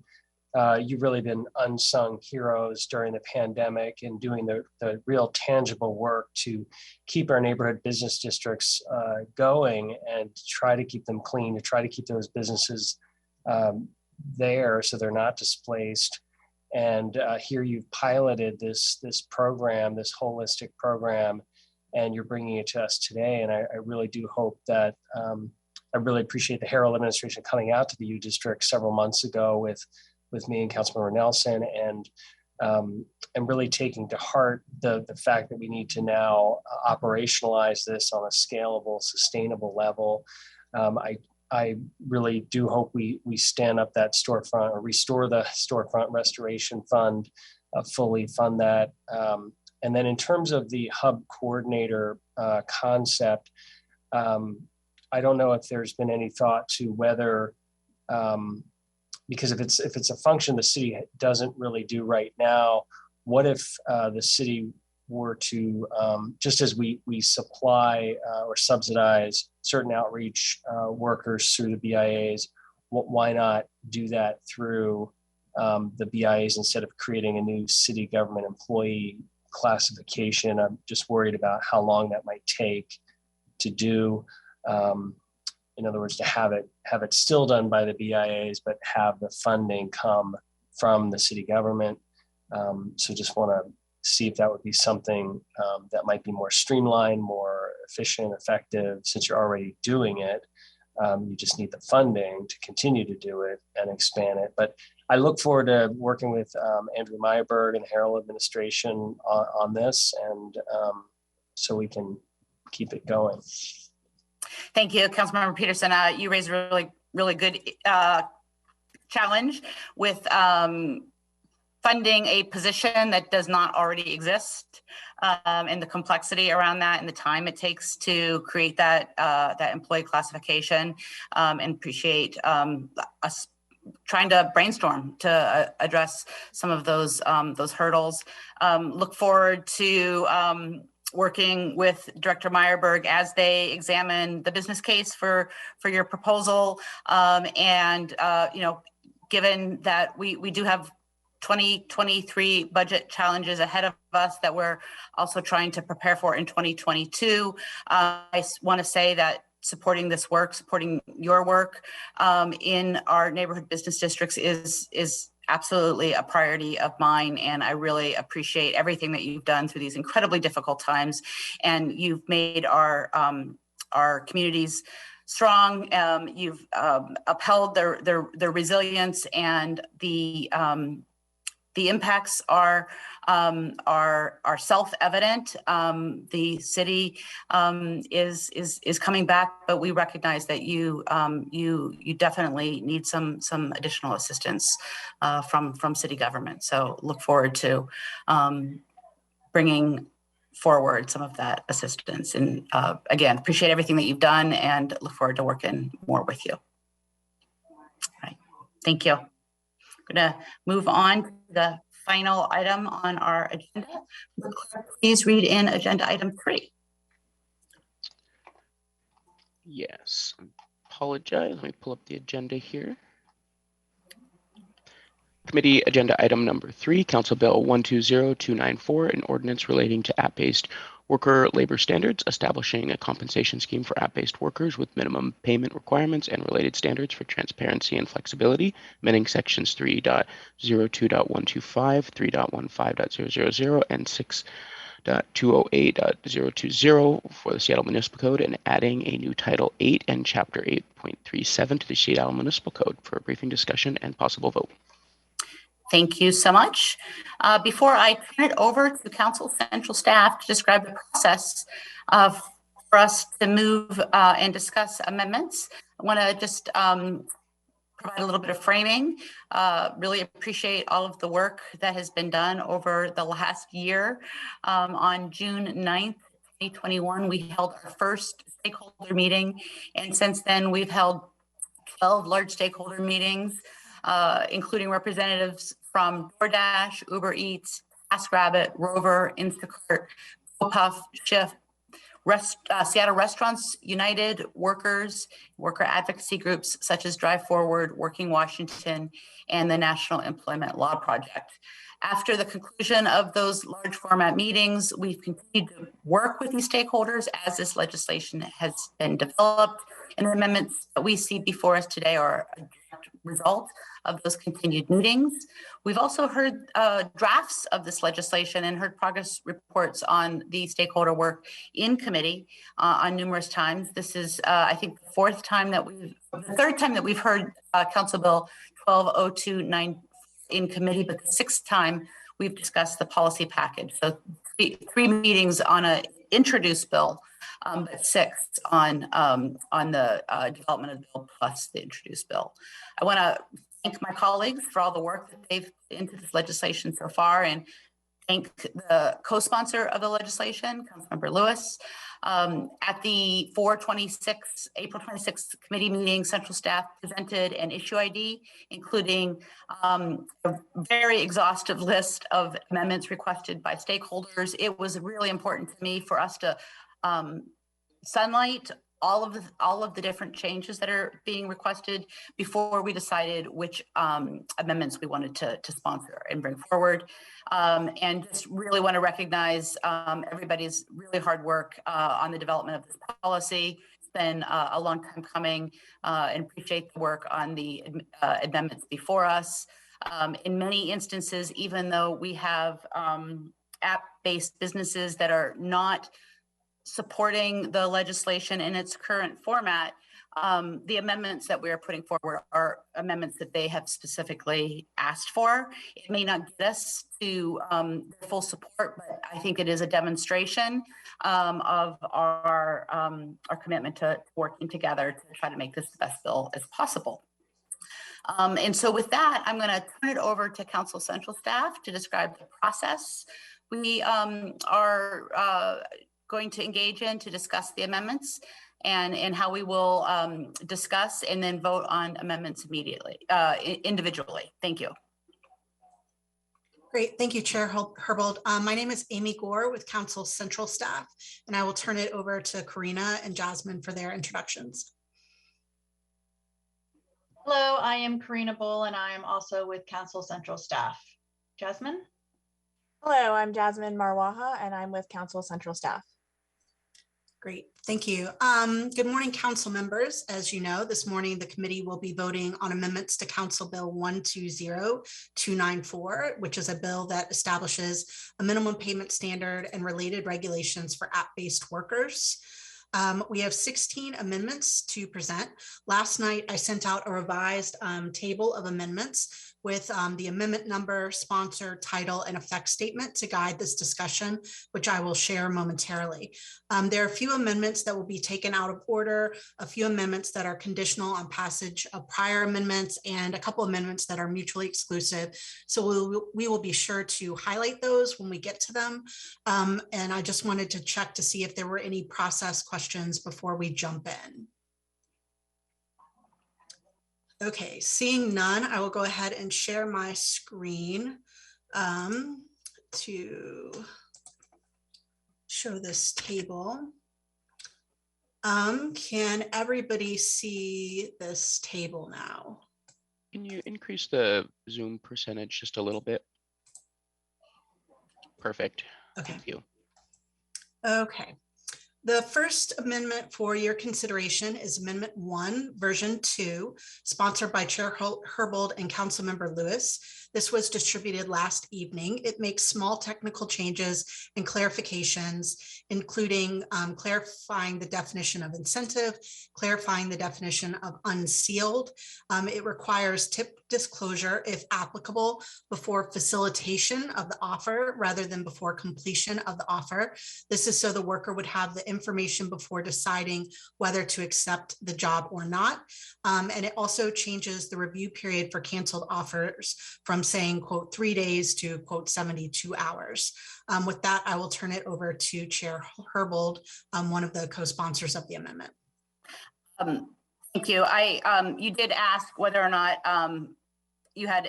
there were any questions about process, and I didn't have any, but now the way that we are proceeding makes me second guess what I thought we were doing. I thought we were, are we hearing the description of the amendment, sponsors talking to the amendment and voting on the amendment individually as we go? Or Amy, are we going to go through the whole table and then come back to vote? I was anticipating that it would be your first option, that we would. That's what I thought, but in that case, I do need to get the bill before us. Oh, right. I was just second guessing myself there. Apologies. No, it's all good, all good. That's why I have these notes. So before moving into the amendments, so that we can begin the discussion on votes on amendments, as the co-sponsor of the bill, I move the committee recommend passage of Council Bill 120294. Is there a second? Second. Thank you so much. It has been moved and seconded. Thank you, Amy, for your description of Amendment 1, Version 2.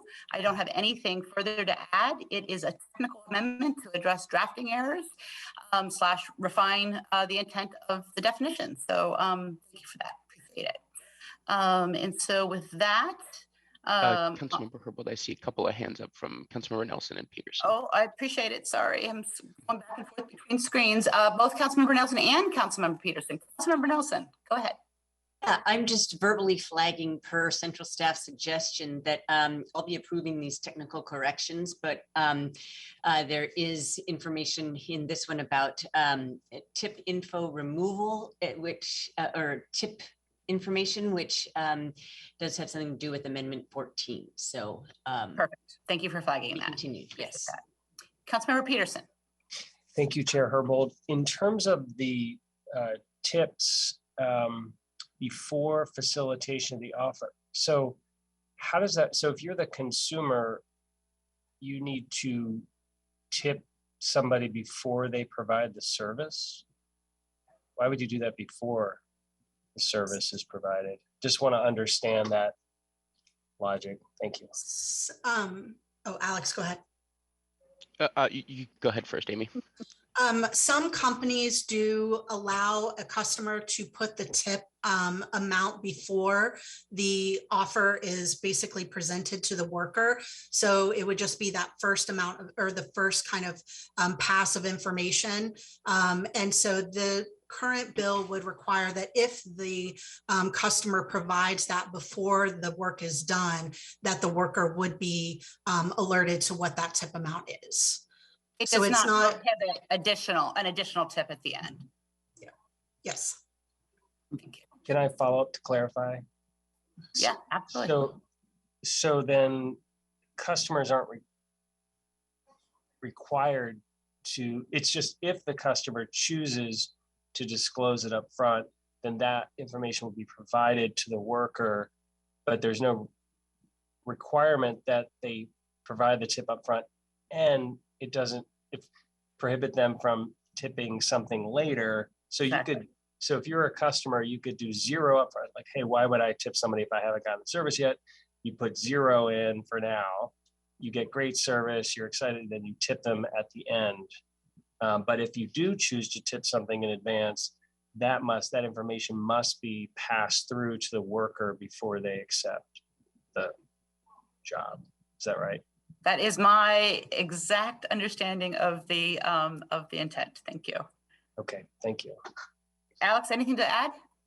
I would just add quickly that not all apps allow upfront tipping, and this does not require them one way or another. It just, if the app does, and if a customer chooses to do it upfront, then the worker would be required to view all of that upfront tip. Thank you. Thank you so much. So are there any other comments or questions about Amendment 1?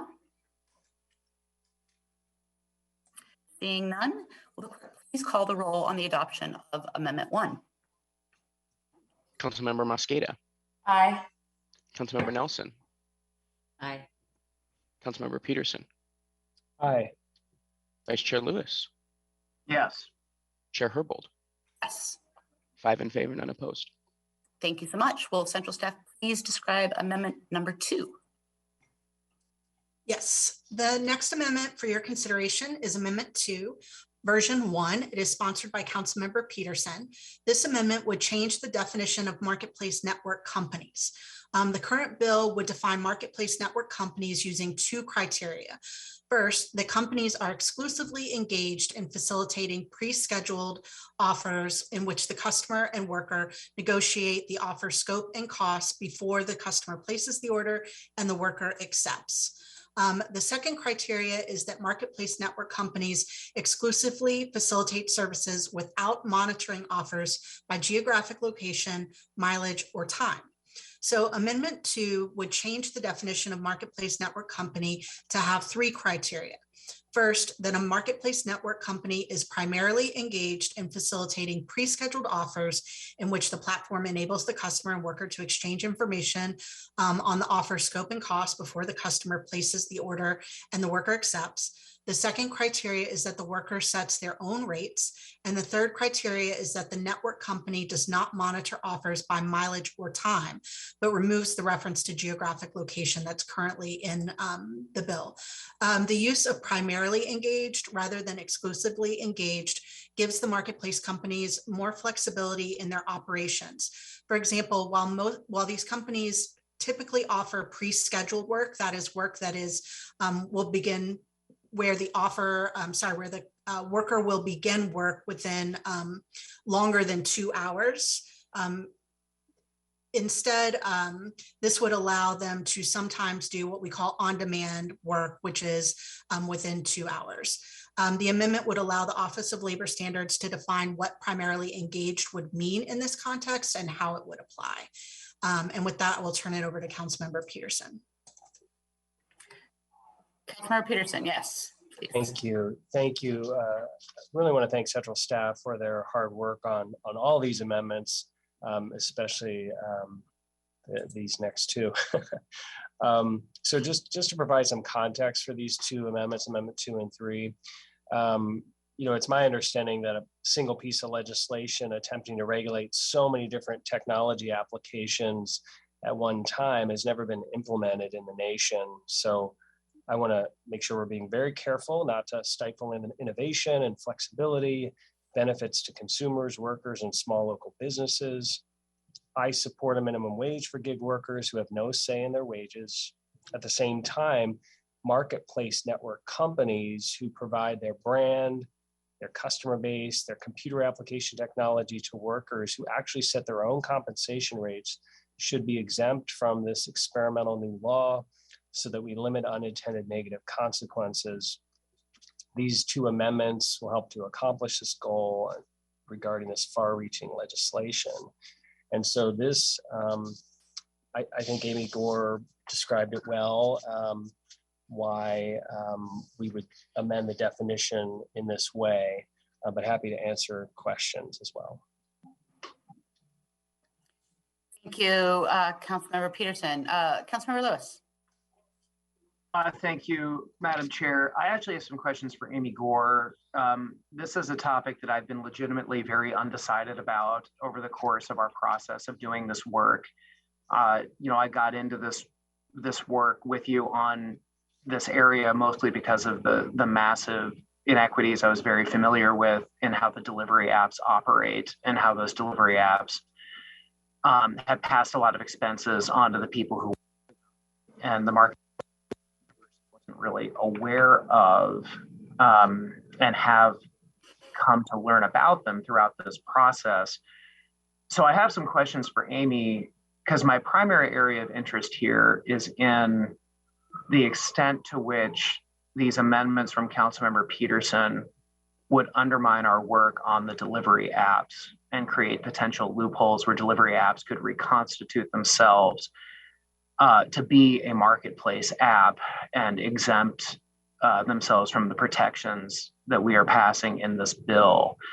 And I would just ask Amy on this, what would be the impact of the primarily engaged versus exclusively engaged in terms of potentially opening that loophole as far as that criteria interacts with prongs 2 and 3, because those would have to all be read together, correct? And can you talk about, like, if you were DoorDash, for example, what would you have to do to become a marketplace app under this change definition? Are we opening a risk to that?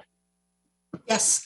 So to answer that question, I think first I just want to caveat that it is difficult to game out all of the scenarios that could happen, with new legislation. But for your specific example of a company like DoorDash or something that does the on-demand delivery, there is one of the sentences I did not read of the definition is that it specifies that on-demand network companies and companies that primarily provide delivery services are not marketplace network companies. So I think no matter what criteria 1, 2, or 1, 2, and 3 are, it would be very difficult for a company like DoorDash that does that type of delivery work on demand to somehow change their business model to be a marketplace network company. So for example, they would have to then primarily offer pre-scheduled offers, meaning that it would be outside of this 2-hour on-demand window, which is not really compatible with their business model. I think it would, again, they would have to allow their workers to set their own prices rather than the current kind of way that they offer a payment for a job, as well as they would have to stop monitoring workers by mileage or time. So I think that the 3 criteria plus that last sentence would make it more difficult for a company that currently does not operate in this way to change their business operation to meet this definition. Thank you. Thank you, Amy. Councilman Mosqueda.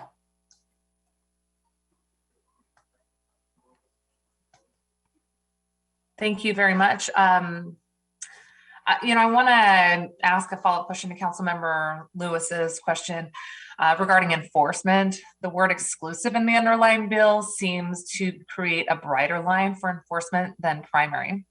So I'm wondering if OLS, our Office of Labor Standards, has weighed in on how this amendment would impact enforcement.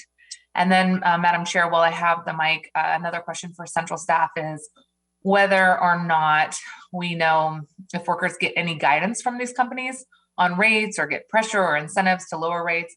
One of the things that I heard about was while there might not be direct engagement or dictating of rates, placement of workers on an app and prioritizing certain workers over others, depending on which gigs they accept or don't, is still prevalent among various platforms. So I'm wondering if you can answer both of those questions.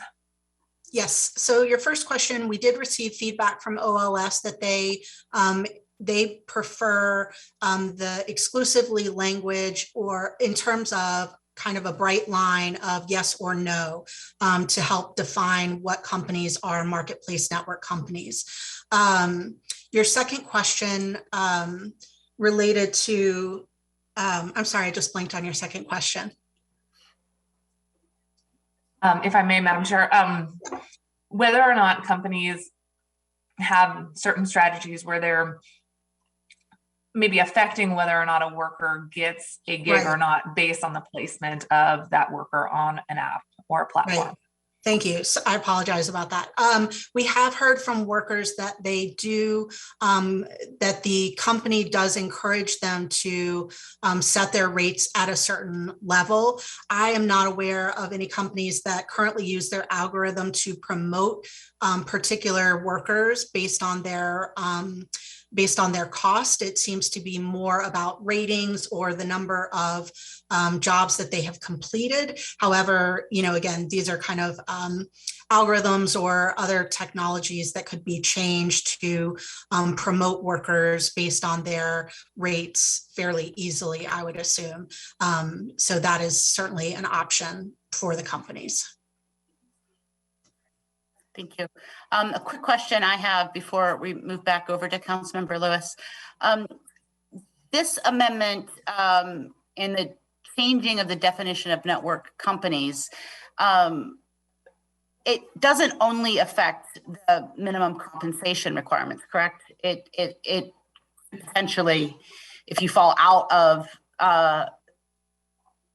the definition of marketplace or company, there are other elements of the bill that would not be a regulation that a company has to adhere to. Is that correct? And can you just very quickly touch on that impact? Sure. So currently, the bill as presented or as introduced, it has a definition for marketplace network company, and then some regulations which are specialized related to marketplace network companies. So for example, marketplace network companies, because they do not track by geography, would not have to pay for engaged miles because they do not track how many miles their workers are driving. So as the legislation is right now, changing this definition might put certain companies into or out of the marketplace network company definition, and then those specific marketplace network company regulations might apply to them. However, what I think you're referring to is if Amendment 3 passes, where they are excluded from Chapter 830.37, that would exclude them from both the minimum payment standard as well as the flexibility requirements and the transparency requirements that are also included in the bill. And we can talk a little bit more about that under Amendment 3 as well, if you like. Thank you. Just a quick follow-up on that. But if you neither meet the definition of a marketplace network company nor a on-demand network company, Yes, the network company is an umbrella term, and there are two subsets: on-demand and marketplace network companies. If you do not meet the definition of marketplace network company or on-demand company, you are still considered a network company if you meet that definition and are covered by this council bill. That's helpful clarification. Thank you. Amy, you touched on that in the base bill here, the base proposal, that marketplace network companies are not tracking their workers, geographically speaking, but I believe this amendment alters that. Mm-hmm. Yes. So in general, what we have heard is that the most marketplace network companies do not track their workers by geography. So for example, usually with like DoorDash or Instacart, they are tracking their workers as they do the offer. However, that is not necessarily the case for all of the marketplace network companies. There is one particular geographic functionality in the Rover app, which allows a pet walker to share a map of the route that was taken on, for example, like a dog walk with the customer after the walk is done. And that is placed on the, that is shared through the app. So it's kind of a question of like, how do you define geographic monitoring? But they requested that geographic monitoring be removed from the definition in order to allow that functionality and not create any kind of like gray area as it relates to that particular functionality on the Rover app. Thank you. Councilmember Lewis? My questions are getting answered by just that last response. So thank you. Very good. Thank you. Councilmember Mosqueda. Thank you. I'd like to understand a little bit more about the geographic monitoring by a marketplace company. Is there a way to tailor something like that? So I can understand maybe why a consumer would be excited to know where their dog was walked, for example, but that doesn't seem to be pertinent information for a company to track necessarily. If the job is getting done truly by an independent contractor, you think that that would be information shared between the client and the worker or the provider of the labor. So is there some nuance in like how that information could be provided to a purchaser of the labor versus having that information shared with the company? Or is this amendment just envisioning that that information is also shared with the company? My understanding is that the map, for example, is shared through the platform. However, it's not necessarily monitored by the company. They don't look at it. I think they would have the ability to look at it, but their current practice is to not look at that to see kind of where the walker went or to dictate the routes that they take in any way. So I hear your concern about the companies monitoring in that way. I don't believe that is current practice, but certainly if that was something that you were concerned about, that is maybe something we could continue to work on as the legislation is considered.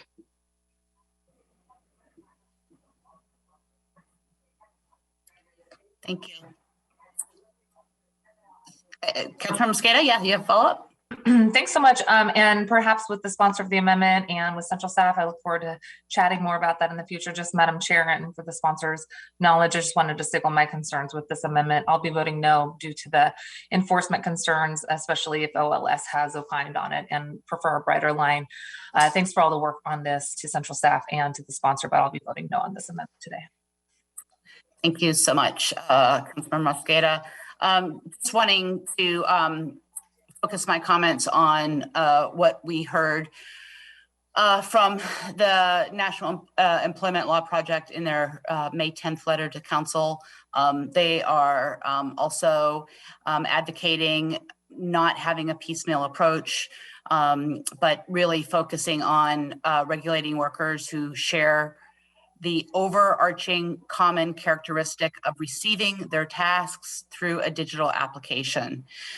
This makes good sense. Both the marketplace network platforms and network companies defined in the bill manage their businesses and their workforce through similar algorithmic-based technology, and that technology can be reprogrammed to comply with the bill. The letter goes on to say that historically, exclusions from and limitations on bedrock protections have excluded too many workers, particularly too many Black and immigrant workers, and maintaining the broad coverage is consistent with Seattle's commitment to race equity, but also with the council's role, recognized in the bill's preamble, as a leader on wage, labor, and workforce practices that improves workers' lives and supports an economic security and contributes to a fair and healthy and vibrant economy. I'm just, again, I recognize the that there we don't know what we don't know, but we have a hard time imagining how existing on-demand network companies could refigure their algorithms in a way to, or their models in a way to be defined as a marketplace network.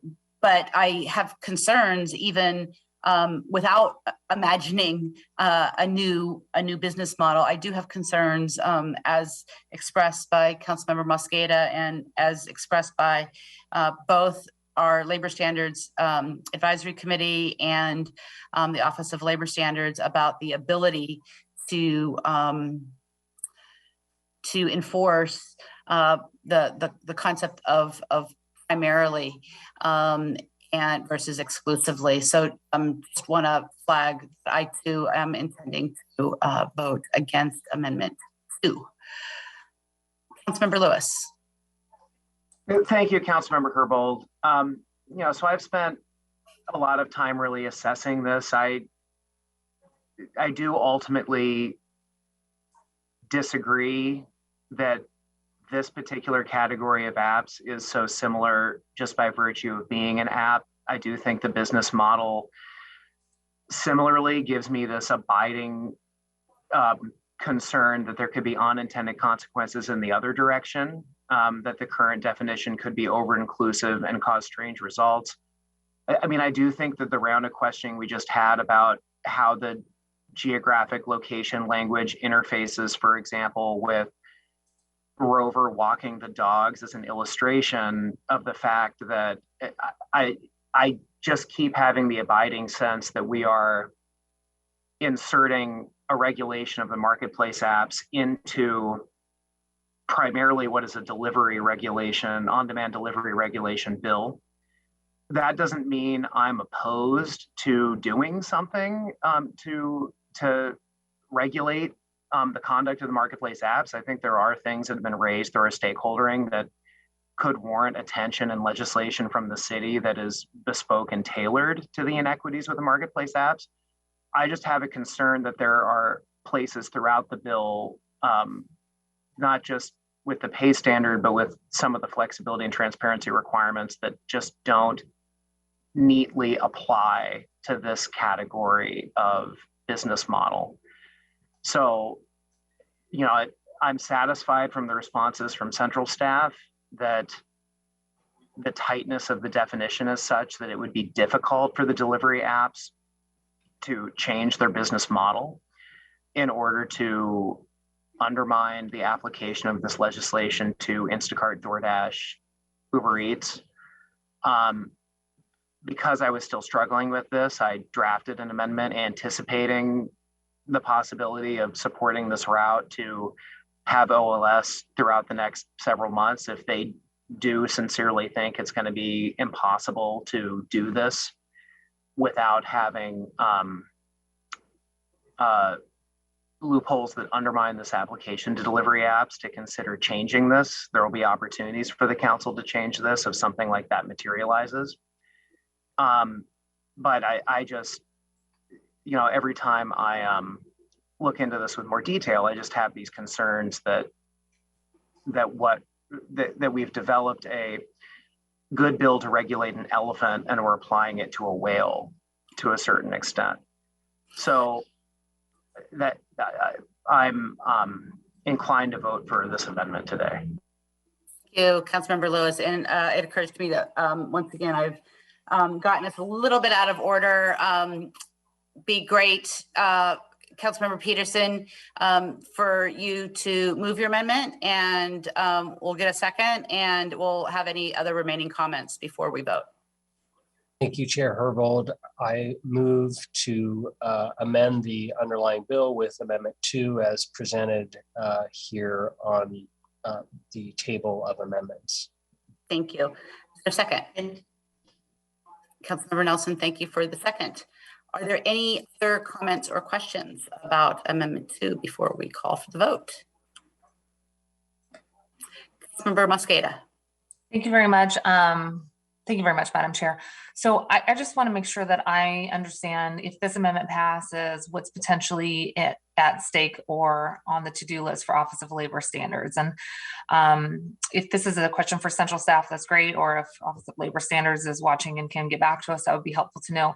I guess my understanding from hearing the analysis from central staff and looking at this amendment is that it could vastly expand the definition of marketplace network company, creating such a loophole that the ability to track on-demand jobs, the ability for Office of Labor Standards to understand whether and which type of jobs they're supposed to be tracking could be nearly impossible. It could be a barrier for enforcement, requiring an assessment of the entirety of a company's offers before determining whether workers are being paid what they need. So is there any sort of written analysis that Office of Labor Standards currently has in front of us that we could take a look to see if that assumption about whether or not this is creating a loophole, whether or not this is meaning that companies could offer workers on-demand work, monitor their locations while performing the work, and track the time they stop and start work, but not have to pay that,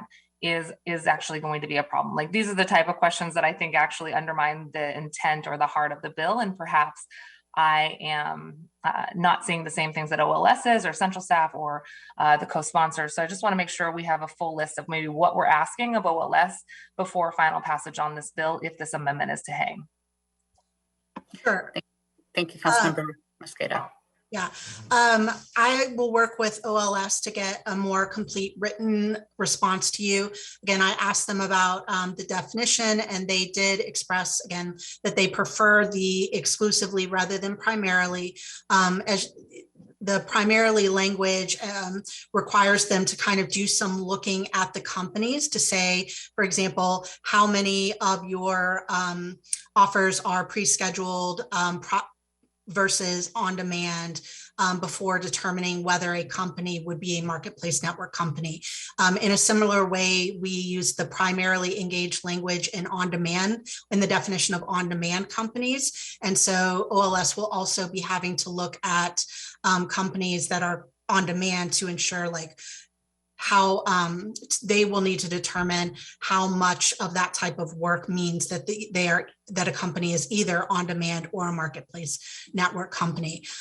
So I will work with OLS to get a written response to your question about exactly, how much work they think that this would be compared to the existing definition. Thank you, Amy. Are there any other comments or questions before we call the vote? Seeing none. Clerk, can you please call the roll on the vote? Councilmember Mosqueda. No. Councilmember Nelson. Aye. Councilmember Peterson. Yes. Vice Chair Lewis. Yes. Chair Herbold. No. That is 3 in favor, 2 opposed. Thank you so much. The amendment passes. Will central staff please describe Amendment 3? Of course, the next amendment for your consideration is Amendment 3, version 1. It is sponsored by Councilmember Peterson. Chair Herbold, would it be better for me to pause here for you to have it moved, or would you rather me go into the description first? If you could just high overview description, and then I'll ask Councilmember Peterson if he has any additional comments, and then I'll ask Councilmember Peterson to move it. Okay, great. This amendment would exclude marketplace network companies from the companies covered by Chapter 8.37. This is the chapter that would establish the minimum network payment requirements, as well as the transparency and flexibility requirements of Council Bill 120294. Therefore, those requirements would not apply to marketplace network companies, and their workers would not be covered by the legislation or its requirements. It also removes any of the regulations in the bill that were specific to marketplace network companies. And with that, I will turn it over to Councilmember Peterson. Thank you. Councilmember Peterson. Thank you. Thank you, Chair Herbold, and thank you, Amy Gort, for that excellent overview. My comments at the beginning of Amendment 2 are relevant to this Amendment 3. So I don't need to repeat them here. It's really just the issue that this is This is a massive undertaking, never been done in the nation. And so we're talking about a different technology business model here. And so I would ask my colleagues to consider exempting them with this amendment. So would you like me to try to move the amendment? Let's just see if there's any clarifying questions first, just clarifying questions. Then we'll move the amendment, and then we'll hear from folks on how they feel about the amendment. So any clarifying questions? All right, not seeing any. Councilmember Peterson, would you like to move the bill? Move the amendment. Thank you, Chair Herbold. Colleagues, I move to accept Amendment 3 as presented in Table 1 with our agenda today to exempt marketplace network companies.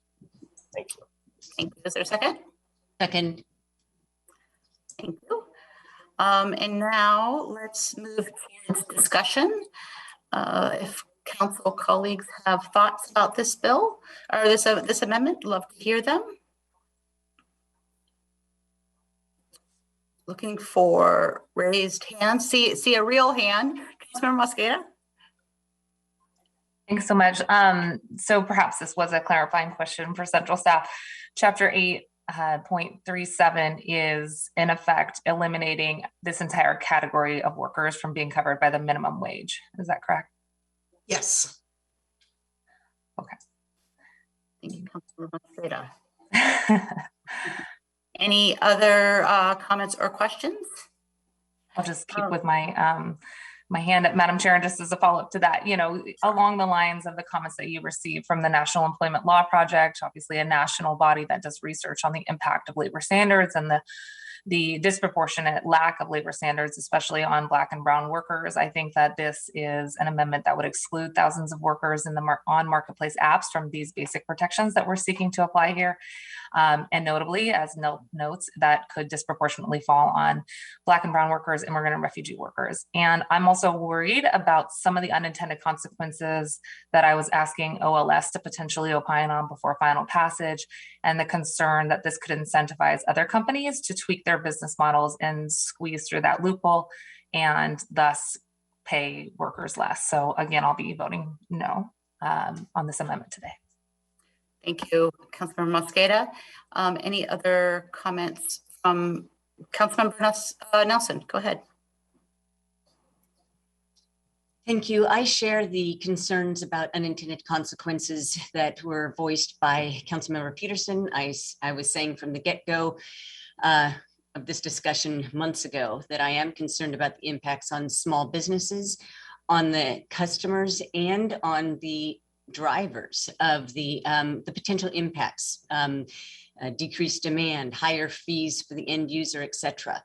And I appreciate that the National Labor Law Center, I don't know if I'm getting that right, has weighed in on this, but I also think it's very important to listen to people in our own community who have reached out to us and let their concerns be known. We heard from Bishop Gary Tyson earlier in comments, and they wrote a letter representing how his community is very concerned about some of these unintended consequences and calling for a study. We've heard from Marcus Wanless, who is the president of the Latino Chamber of Commerce, who was also on KOW, talking about this unintended consequences, concern for the small businesses in the Latino community.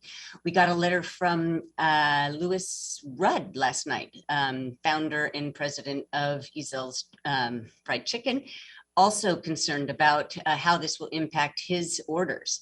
And just yesterday, a letter from Washington Build Back Black Alliance, etc. So what I am saying is that we have a responsibility to listen to the concerns, and they are expressing the same thing over and over again. So that is why I will be voting in favor of this amendment. Thank you, Councilmember Nelson. Other comments? Just a few words myself here. And similar to the concerns I expressed with Amendment 2, I just want to, again, explain that the development of this policy is to regulate an unregulated sector of our economy. It's the largest growing sector. We are intentionally not regulating specific business models because business models are constantly changing and evolving. But we do recognize that the marketplace app regulation within the bill regulating multiple types of regulating this unregulated sector of our economy, that we do recognize that marketplace apps should have a different threshold to meet. And for that reason, there are elements of basic payment elements that are required by the on-demand network companies for their compensation model that aren't included in the marketplace apps regulation. So I just want to, again, I really appreciate that marketplace apps have sincerely engaged since the beginning of our stakeholder process. They have consistently requested to be exempted, but yet they've still engaged in the process in case we continued to ensure that the policy covered their model as well. And we have included much of their input in the introduced legislation. Again, understanding that they would rather be exempted, we have still worked to include their input to a piece of policy that maintains some regulation of this unregulated industry. So that reason I'm really strongly supportive of maintaining that framework and not supporting this particular amendment, though I do appreciate the work that was done on it. Any other comments? All right. Hearing none, the clerk please call the roll on the vote on Amendment 3. Councilmember Nelson, Councilmember Mosqueda. No. Councilmember Nelson. Aye. Councilmember Peterson. Aye. Vice Chair Lewis. Yes. Chair Herbold. No. 3 in favor, 2 opposed. So, the amendment passes. Will central staff please describe Amendment 4? Sure, thank you. The next amendment is Amendment 4, version 1, and is sponsored by Councilmember Lewis.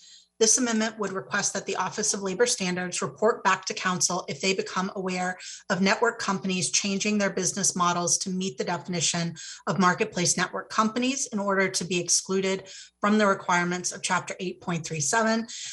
As part of this report back, it requests that OLS recommend a definition of marketplace network company and appropriate regulations for that business model. And with that, I will turn it over to Councilmember Lewis. Thank you. Councilmember Lewis, would you like to speak to the amendment? Yes, thank you, Amy. Thank you, Chair Herbold. This amendment is to give OLS the opportunity to interface with the committee in light of the amendments that we just passed, to promulgate to us some additional steps if they recognize that the marketplace is adapting or evolving or changing, to exclude work that is envisioned by the ordinance by companies exploiting the definitions in Amendment 2 and Amendment 3. By formally putting in a report back as we go through the next several months of OLS grappling with implementing this, it gives us an opportunity to revisit it if it does undermine the scope and scale of the legislation, and gives OLS an opportunity to be involved in that process. So that is essentially the amendment. Thank you, Councilmember Lewis. Are there any clarifying questions about the amendment before we get it before us? Not seeing any raised hands. Councilmember Lewis, would you like to move the amendment? Yes, I move Amendment 4. Second. Any Second. Any further discussion of the amendment before we call the roll? Councilmember Peterson. Thank you, Chair Herbold. I want to thank Councilmember Lewis for putting this forward. I definitely support this. I've been thinking about how we're going to be evaluating actually the entire law if it goes into effect. I know there was some discussion last month in the central staff memo. Should we be studying this? Perhaps we should be looking at it, a year later. So I support this study on this particular sliver of the ordinance, and may want to talk about doing a bigger evaluation later, just so we're aware of how it's being implemented and the impact on workers and customers and small businesses. Thank you. Thank you, Councilmember Peterson. Any other comments or questions? All right, will the clerk please call the roll on amendment number 4? I believe Councilmember Mosqueda is raising her hand. Oh, I'm so sorry. Councilmember Mosqueda, go ahead. My shortcut to unmute is actually closing my video down, so I keep missing the chance to chime in. Sorry about that. Okay, so let me just see if we can do a quick on-the-spot analysis here. We are actively working on updating our fiscal notes to make them really reflective of the ongoing costs here. I assume that an amendment like this would add to the cost. And if Councilmember Peterson, if I understood your comments as well, a more robust analysis would actually add further to the cost. So do we have any assessment from Office of Labor Standards about how this would affect the current fiscal note? I can answer that. So the actual amendment does not require any particular additional work on behalf of OLS. It asks that if they are seeing companies change their business model, that they report that back to council. And really the expectation is that would not be a new body of work, but instead that would be something that they might observe through their year-long or more rulemaking process. It does request that if they are seeing that kind of change, that they work on a new definition of marketplace network company and appropriate regulations for that. And it is anticipated that that work might entail additional resources for OLS, and that they would come to council to request those resources for some sort of study or additional work. That is my understanding of the sponsor's intent, but I will pass that back to Councilmember Lewis to confirm that. Yeah, I think that comports with my intent. Some of this work OLS is sort of going to be doing just in the general implementation of this legislation anyway, and it's just facilitating a report back on what they learn and how they're analyzing that as it goes forward. It's designing an entirely new set of labor regulations, and a report back on vulnerabilities is, I imagine, just going to be a component of that work. Okay, I'm sure if I might. Colleagues, I appreciate that there was a number of amendments. We're all very interested in how they intertwine, but with amendments number 2 and 3 hanging to this piece of legislation, this is in fact not what Office of Labor and Standards intended to analyze, right? I think there's a whole host of unintended consequences, if folks want to use that term, about how this may affect existing company behavior within this industry. And if Office of Labor Standards is now in the process of having to look to see if each company is shifting behavior for the type of workers that they have, I think it's a whole nother set of policies that we might have to consider, or let me rephrase that, a set of resources that we might want to consider so that OLS has the capacity to actually do that analysis to thus provide us recommendations. Now, I'm going to be voting yes on this amendment because I think it's important to get that data. But again, I think with the fiscal notes continuing to be a document that we need to point back to, especially every year, but especially in years like now, we need to have a better understanding of what the impact would be on Office of Labor Standards. So I would ask central staff to add this to their list. And again, reiterate that without marketplace definitions, I am not sure that we have the underlying bill in its full intent in front of us to make sure that we are actually accomplishing those protections, especially for the most diverse workers. If we have a worry now that there's going to be shifting behavior within this industry. So yes, I'd like to know more about what they see, but I would want to make sure to be really clear with Office of Labor Standards and amongst us in this committee that this is not actually, I think, part of what Office of Labor Standards was going to do anyways because of the amendments 2 and 3 that were hung. I'll be voting yes to get the information, but I think that we need to have a clear understanding of what the cost will be and what the, what the scope of the need is for this department as well. Thank you, Councilmember Mosqueda and Madam Budget Chair. Appreciate your focus on those fiscal impacts, really do. There's no further comments or questions. Will the clerk please call the roll on this amendment? Councilmember Mosqueda. Yes. Councilmember Nelson. Aye. Councilmember Peterson. Yes. Vice Chair Lewis. Yes. Chair Herbold. Yes. 5 in favor. Thank you. The amendment 4 passes. Will central staff please move on to describe amendment 5? Hello, council members. The next amendment is number 5, version 1. And this amendment would reduce the associated cost, time, and mileage factors, which are components of the minimum payment calculation. As a refresher, the minimum payment calculation is a per minute amount, which is multiplied for each engaged minute. And then that is added to a per mile amount, which is a per mile amount times each engaged mile. So within that per minute amount, there is an associated cost factor and time factor, which are the markups for the minimum wage equivalent rate. And within the per mile amount, the associated mileage factor is the markup for the IRS standard mileage rate. So this amendment would reduce all of those associated factors. The amount of these reductions are in the middle of what is in the draft legislation and what is in the central staff memo in the list of amendments. And specifically, the associated cost factor would be reduced from 1.13 to 1.12. The associated time factor would be reduced from 1.21 to 1.17. And the associated mileage factor would be reduced from 1.25 to 1.10. The ultimate result is that the per offer minimum amount for app-based workers would be less. In 2022, the per minute amount would be reduced from 39 cents per minute to 38 cents per minute.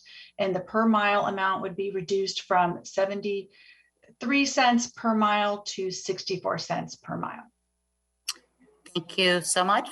This is an amendment that is co-sponsored by myself and Councilmember Lewis. Councilmember Lewis, would you like to speak to the amendment? Yes, thank you, Councilmember Herbold. As we've discussed extensively, there's been lots and lots of diligent stakeholdering throughout this process between the platforms, Working Washington, Councilmember Herbold's office, and my office.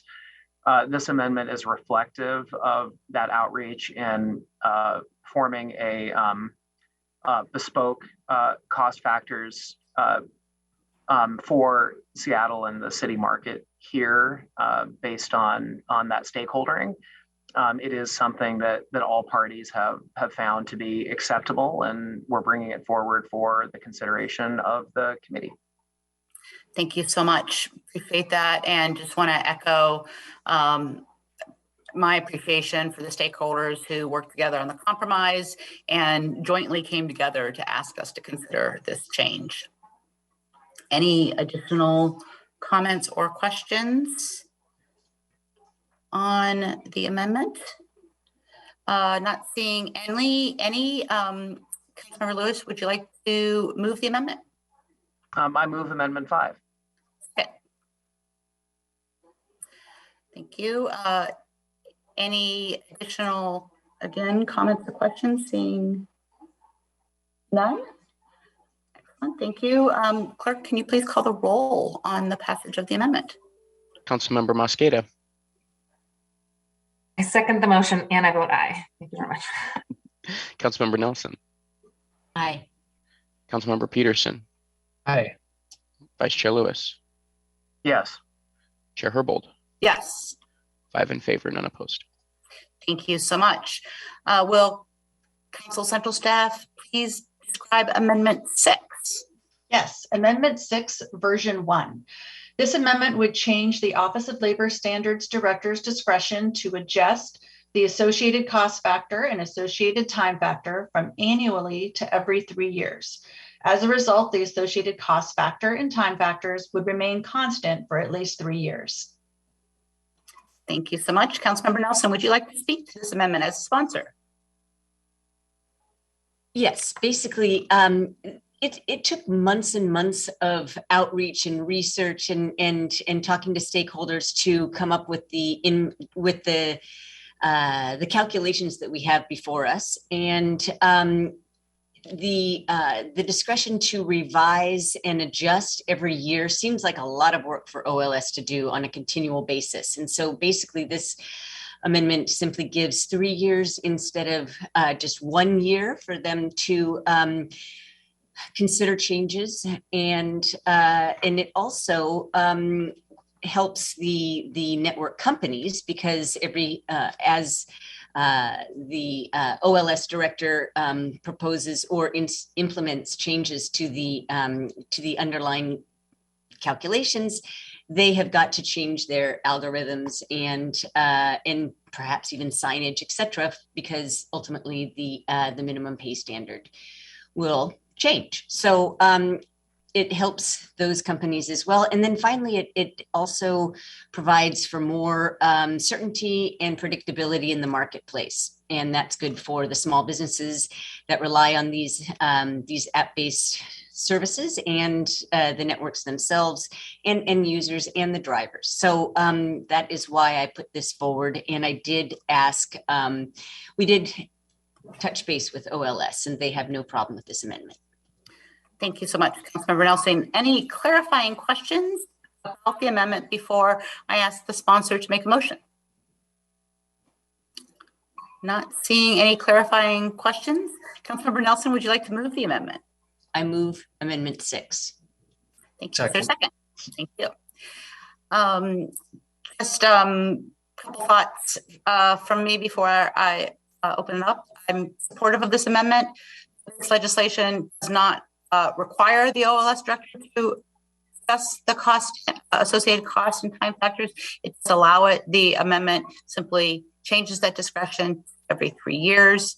And I appreciate the amendment sponsor clarifying that this is not in conflict with OLS's hopes for administrating the legislation moving forward. Any other comments or questions on the amendment? Not seeing any. Okay, nope. All right. Clerk, please call the roll on the passage of the amendment. Councilmember Mosqueda. Aye. Councilmember Nelson. Aye. Councilmember Peterson. Aye. Vice Chair Lewis. Yes. Chair Herbold. Yes.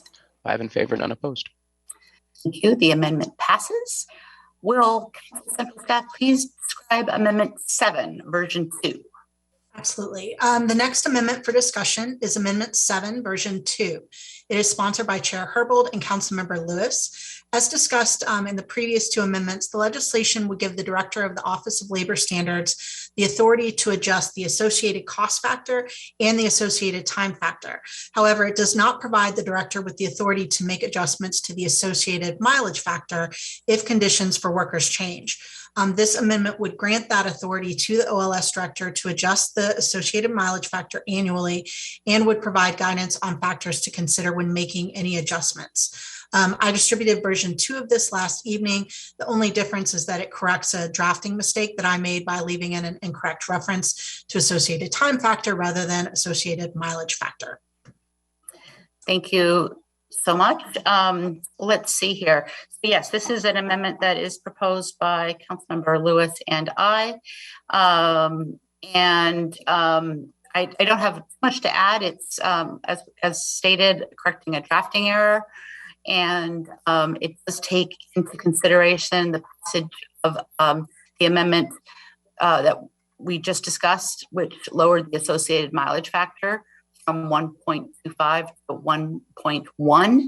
And the next amendment that we have coming from Councilmember Nelson will make changes that were made in the previous amendment should this amendment pass. So any other clarifying questions before Councilmember Peterson? You explain the associated mileage factor, what that is exactly. Amy, you want to take that? So the associated mileage factor accounts for mileage that the mileage that a worker drives while they are working on an offer is covered under the guaranteed minimum payment.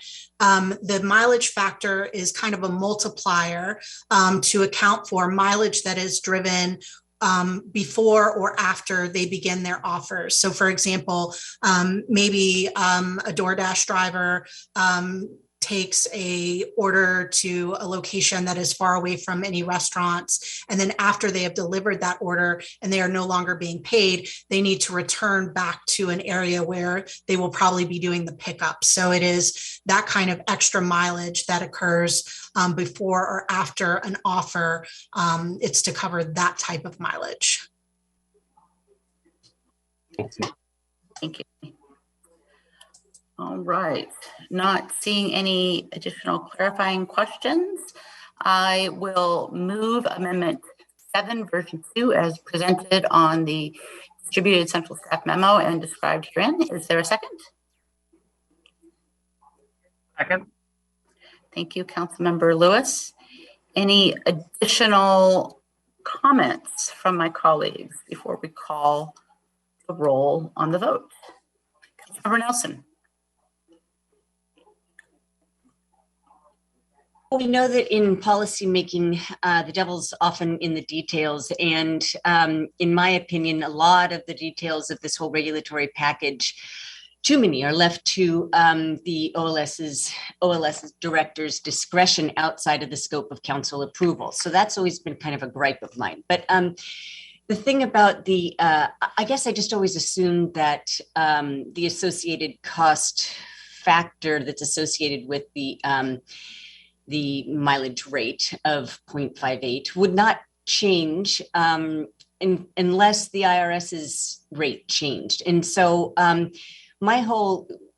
don't believe that it's necessary to give the OLS director the discretion to change this. After all, the mileage factor is set by the IRS, and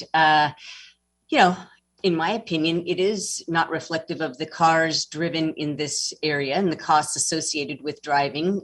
There was a study called the Beacon study that was produced that looked at insurance rates and gas prices and depreciation rates and said that 0.30 or now 0.36 would be better because of rising gas prices. But regardless, again, I'll be voting no just because I am trying to create some predictability and make sure that council retains its authority to have to weigh in on the underlying inputs and the things that drive the minimum pay standard.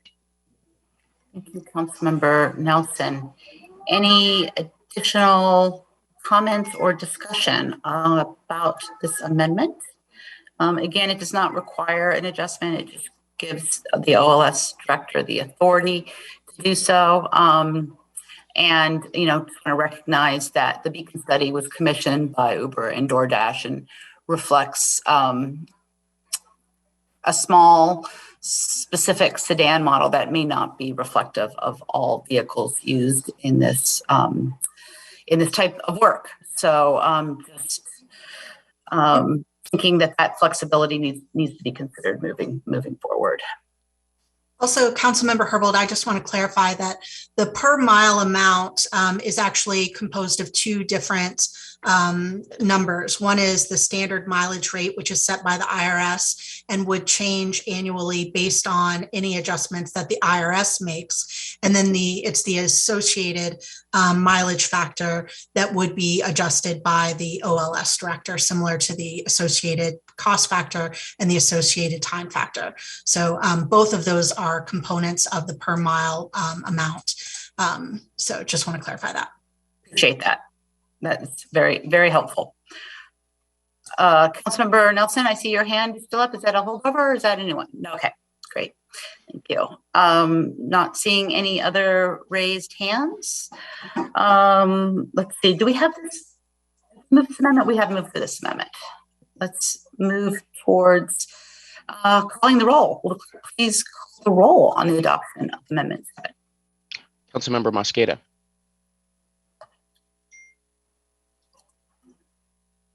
Aye. Thank you. Councilmember Nelson.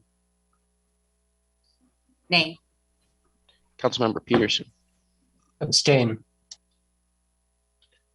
Vice Chair Lewis. Yes. Chair Herbold. Yes. 3 in favor, 1 opposed, 1 abstention. Thank you. Amendment 7 passes. We're moving over to Amendment 15. Will central staff describe Amendment 15?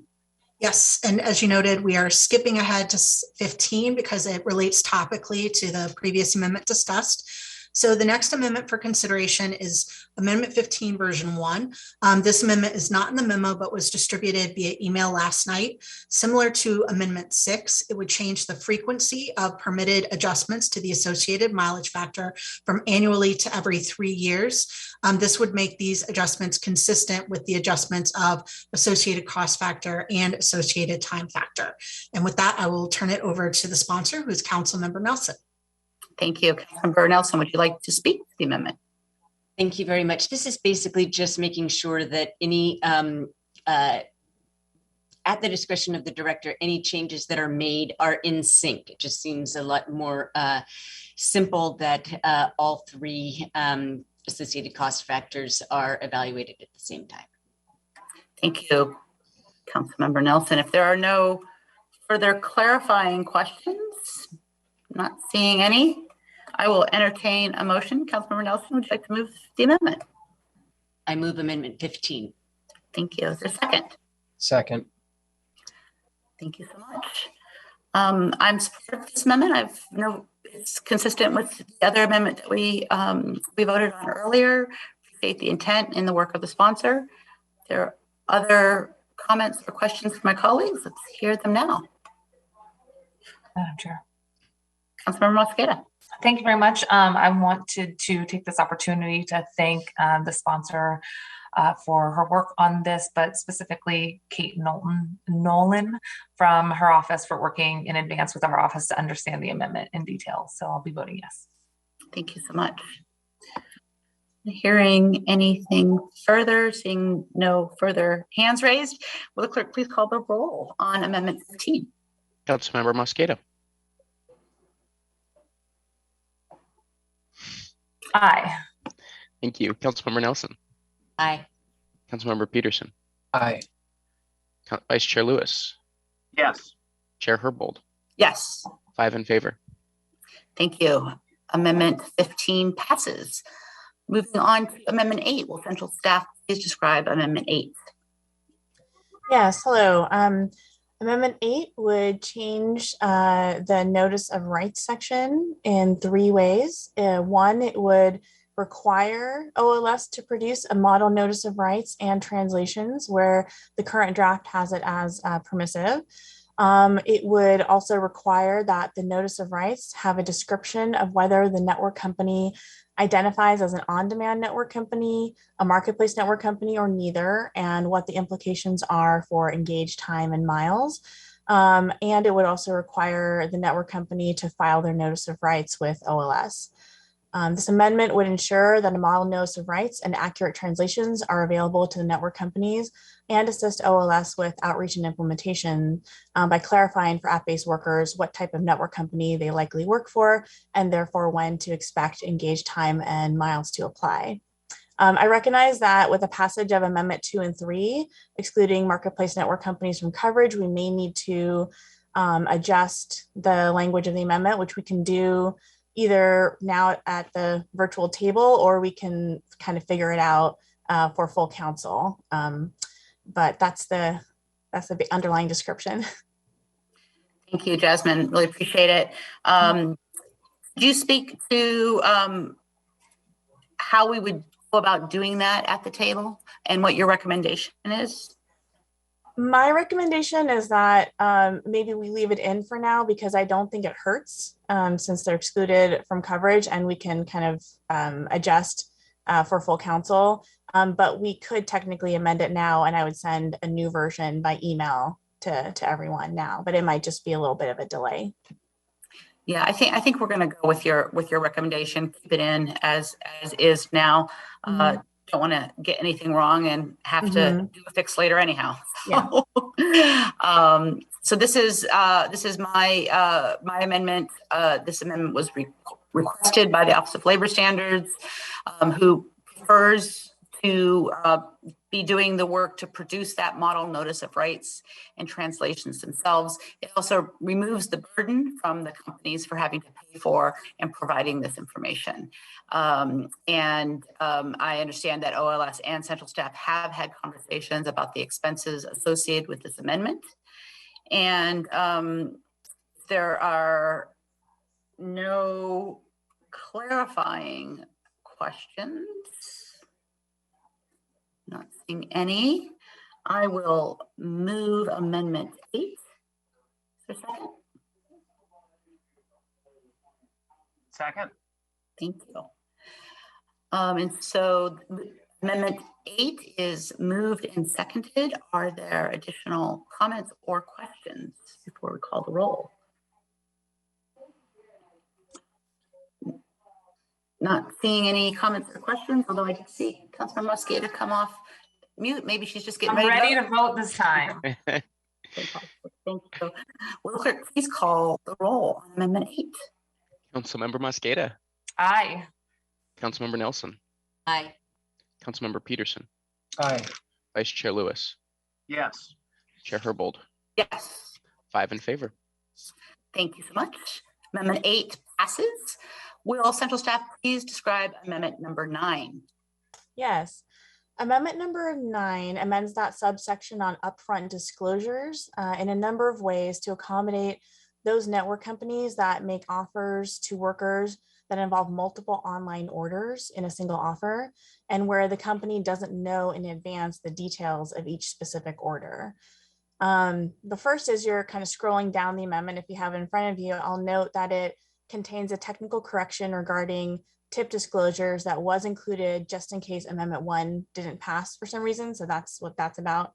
That's taken care of because Amendment 1 passed.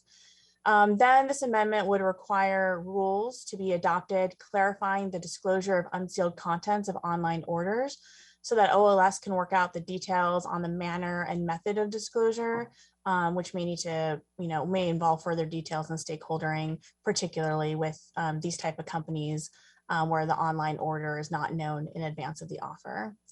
And finally, this amendment would allow for additional information to be disclosed after an offer is already accepted instead of in advance of the offer.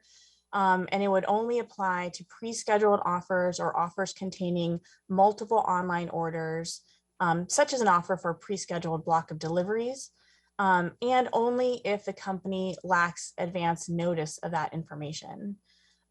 So that information would still need to be disclosed before a specific online order is assigned to a worker if it's reasonably ascertainable.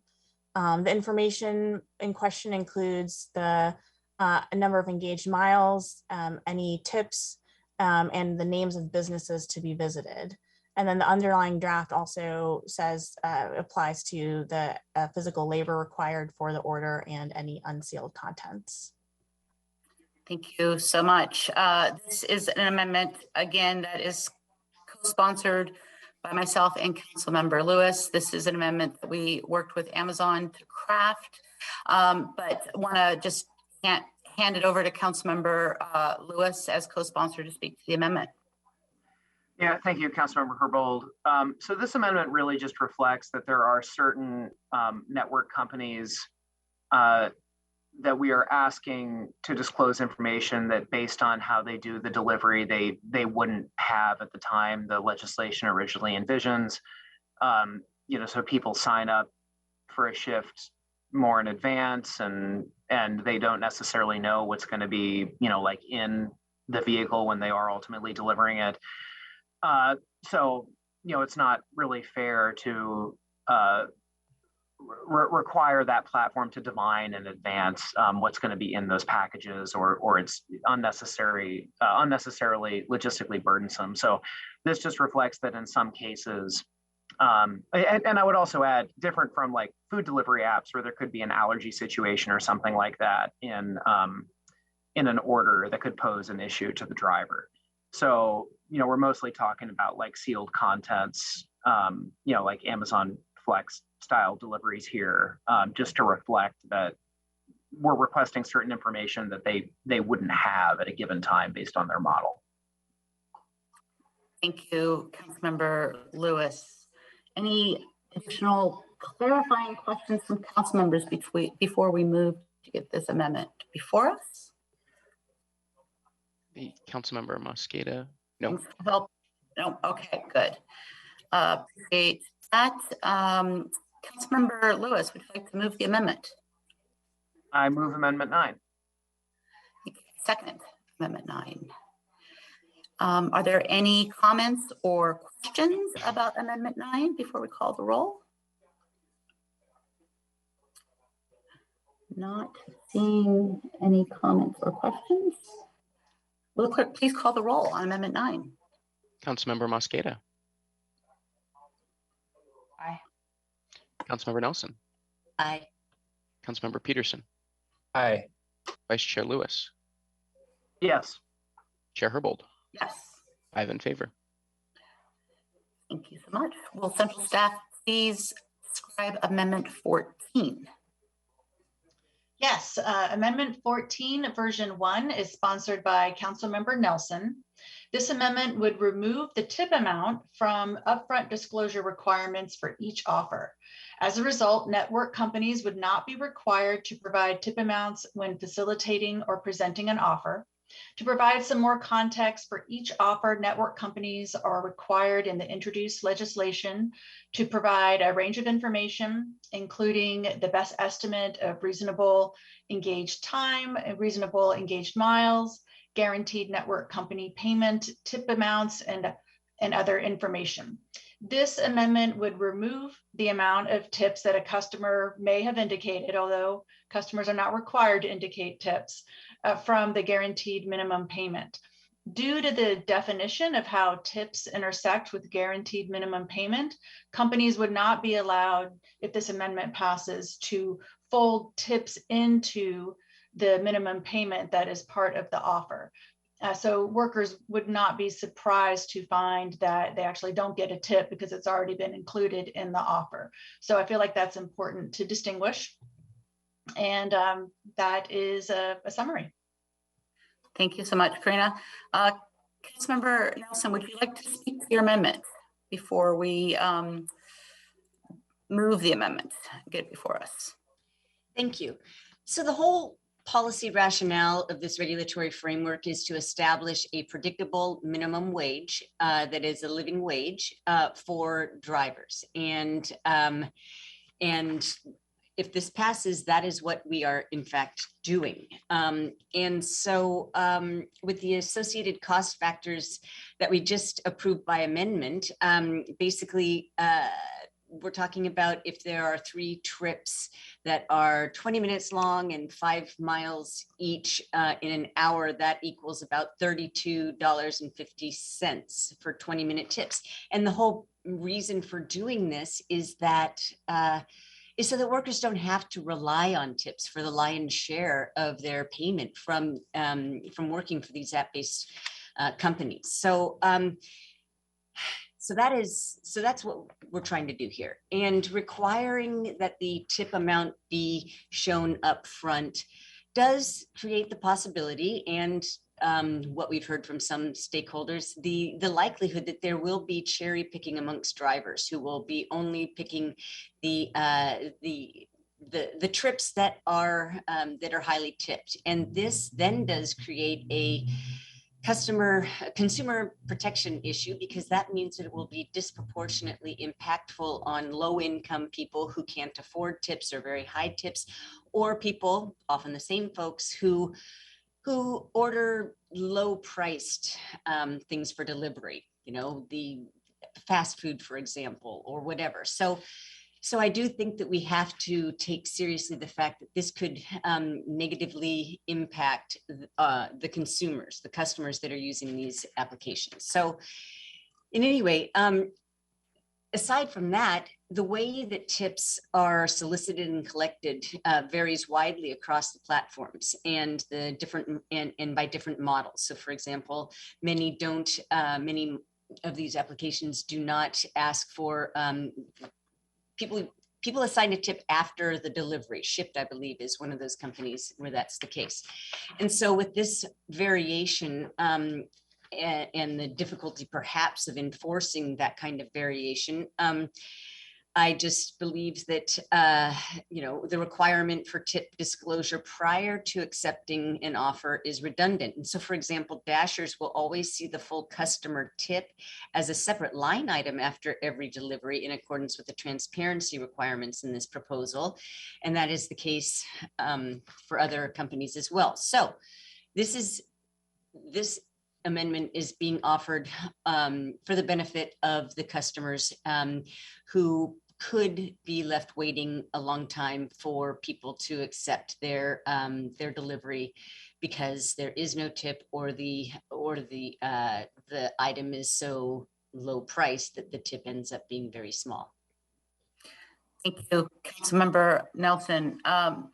Just looking for clarifying questions first, and we'll do what we have to do to get the motion in front of us, and then we'll hear what people's positions are to the extent that they want to share them. Any clarifying questions? I don't see everybody here, but I'm not seeing any. Councilmember Mosqueda, I think. Thank you for the help. Sorry, Madam Chair, I will start using my virtual hand here. Thank you, Madam Chair. Question for central staff.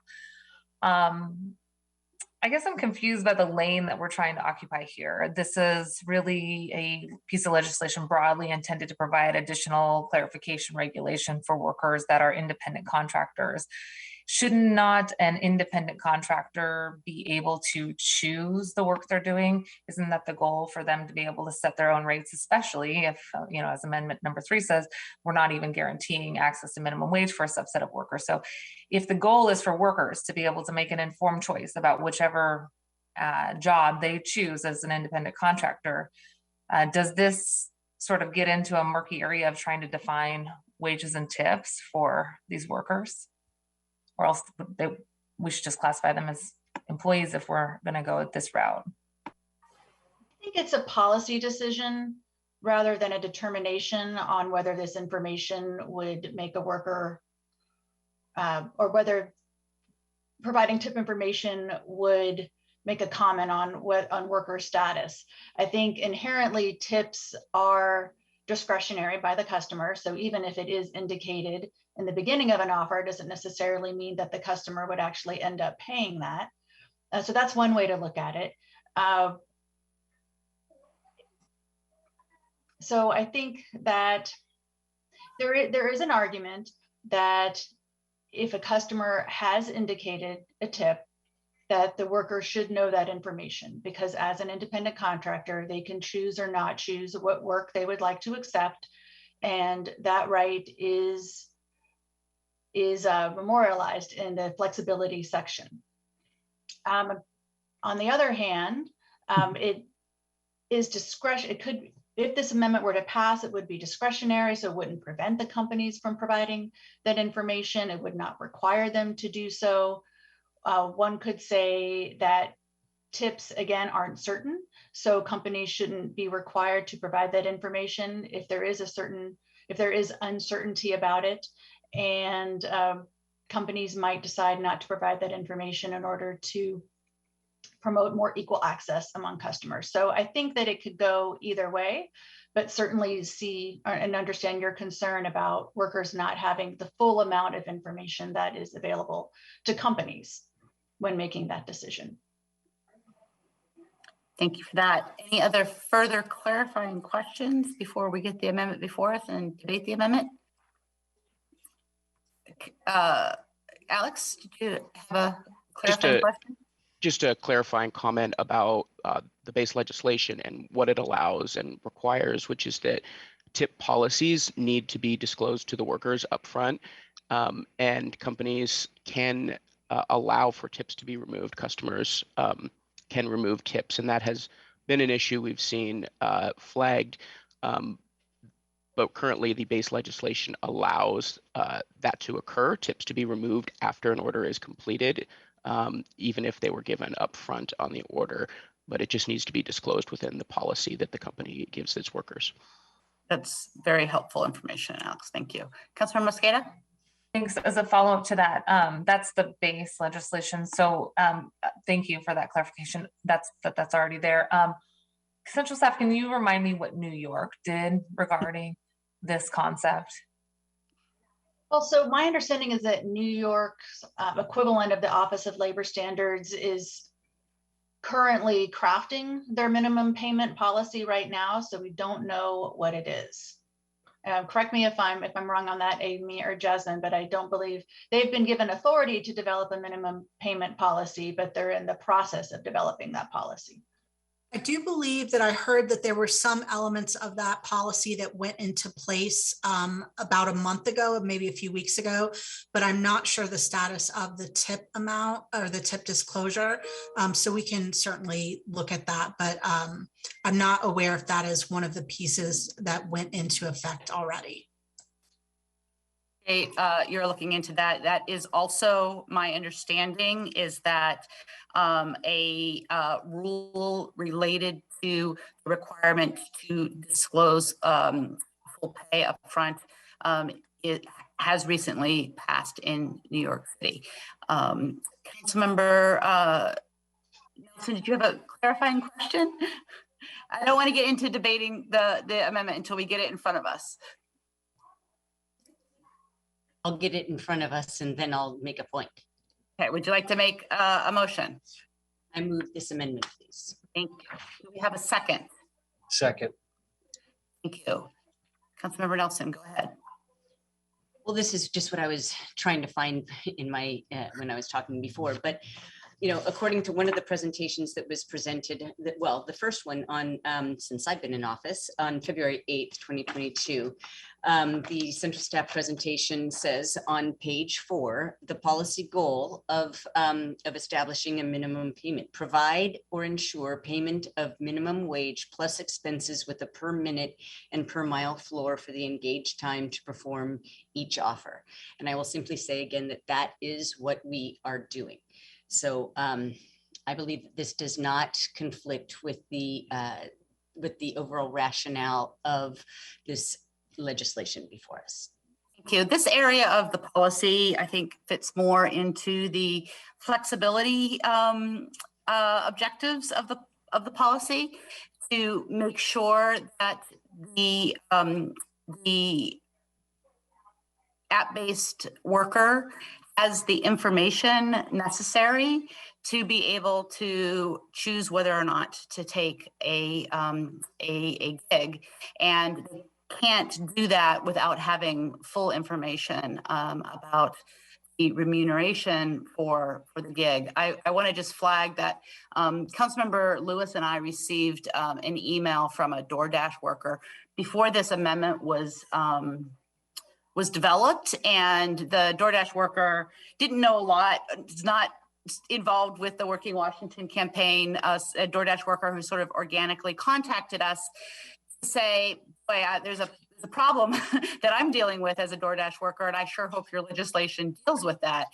And this constituent wrote really concerned that DoorDash would continue to hide tips, noting that there's an incentive that DoorDash receives the same amount regardless of whether or not there's no tip or a very large one, and concerned that drivers without all the information are forced to accept and gamble whether or not the job will pay a fair wage. So again, more generally speaking, there are independent contractors, and at the heart of this work is being able to know upfront before accepting a job what all the variables are, and that transparency, allowing workers to exert flexibility that is associated with this type of work. And so for that reason, I appreciate the sponsor bringing the amendment forward, but I will not be supporting this amendment. I totally see the point of the person who emailed you in current situations without knowing what the wage will be. So, but that's what I'm saying is that this legislation in itself does provide certainty that the driver will earn a living wage. Thank you, Councilmember Nelson. Councilmember Mosqueda. Well, first, let me highlight where I think there's maybe an area of common ground. One is I think that we want to make sure that all wages that are paid actually compensate workers to have a true minimum wage and work towards an actual living wage. I really applaud a lot of our restaurateurs and local breweries like Molly Moon's Ice Cream and Plum Bistro and Optimism Brewery, for example, that build in a higher minimum wage so that workers are never reliant on tips to actually know whether or not they're going to be able to put food on the table or pay their rent, for example. So having conversations separate about one true wage is something I'm really excited about if there's interest in that among council members.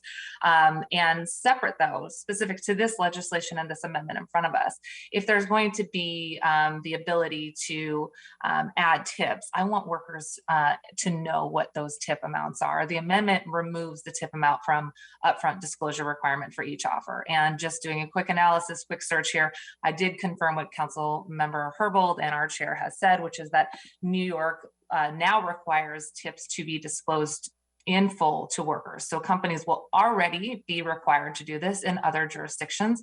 I think many of the concerns that we've heard from the companies is how do we apply different policies across different places across the country? Well, they're already going to be doing it in New York now. I think keeping the language in statute as the bill originally envisions is really important to make sure that we have full transparency for the workers doing this work. Tip stealing is still a very common practice, not just in this industry, but across the board. And I want to make sure that tips are truly and transparently being displayed to the workers so that they know what is owed to them.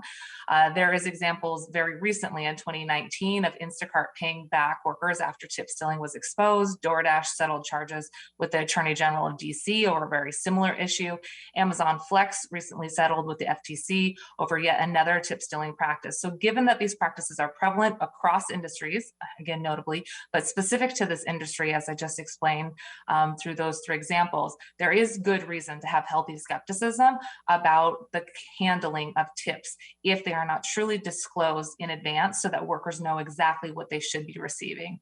I believe this is an important component of the flexibility that Councilmember Herbold noted, but also for the full transparency that we're shooting for in this legislation. So I'll be voting no on this. And again, if there's interest in one true wage conversation in the future, I'll be very excited about that discussion as well. Thank you, Councilmember Mosqueda. Amy, comments on that? I was just going to reiterate, I think that Councilmember Mosqueda mentioned that in April that in New York City, it did go into effect that if known, the tip needs to be disclosed to the worker. In addition, their requirements are that prior to soliciting a gratuity from a consumer, the company has to disclose to the consumer the proportion or fixed amount of each gratuity that will be distributed to the delivery worker. And it also requires that the companies disclose to delivery workers how much each consumer paid as a gratuity. So it definitely does address some of the questions that you guys are discussing. Thank you, Amy. Any additional Councilmember Peterson. Just to ask central staff to circulate the New York program so that we can see, because I understood they're doing some other things that we might be interested in, or not doing things that, you know, so it's helpful to have that comparison with New York. And just to clarify on this issue of the tips, if the customer tips the worker after the service is provided, that has to be disclosed to the worker, right? Yes. Correct, Okay. Councilmember Peterson. That's part of the worker electronic receipt and the weekly earning statement as well. Okay, thank you. Thank you. There are no further questions or comments about this amendment. Will the clerk please No, wait. call? Oh. I just wanted to respond to Councilmember Mosqueda's point that this does not facilitate, I believe, tip stealing. The workers will know what they receive by tips, just not provided up front. You know, for the single mom who's got a couple kids who just needs a box of wipes right now. And so that is the essence of what I'm saying. I'm not putting this forward to create the conditions so that the worker does not know and therefore cannot track their tips. Thank you, Councilmember Nelson, for that clarification. Appreciate that response to Councilmember Mosqueda. Any other points of debate? Sure, I'll take you up on that. I mean, there was nothing to clarify there. I was stating facts for the industry in terms of the experience that workers have had with tip stealing. I'm not saying that this amendment is in any way trying to promote tip stealing. I'm saying that it's important that we keep the underlying language so that workers know exactly what the tips are, so that they know how much to receive and that they can measure their final paycheck with what they believe their tips should be with what they've received. So that is the fact that this is what's already occurring in the industry and in other industries. And we need to work collectively to make sure that there's greater transparency for workers if tips are still going to be part of the known practice, especially in underpaid industries. So look forward again to having a conversation about one true wage. And for folks who aren't familiar with that campaign, looking forward to talking more about that. But this is really a matter of transparency so that workers get the tips that have been committed. Thank you, Councilmember Mosqueda. Not seeing any other comments or further debate. Clerk, please call the roll on the amendment, please. Councilmember Mosqueda. No. Councilmember Nelson. Aye. Councilmember Peterson. Aye. Council or Vice Chair Lewis. No. Chair Herbold. No. 2 in favor, 3 opposed. Thank you. Amendment 14 does not pass. Just got a couple more here to go, folks. Thanks for sticking with us. Will central staff please describe amendment number 10?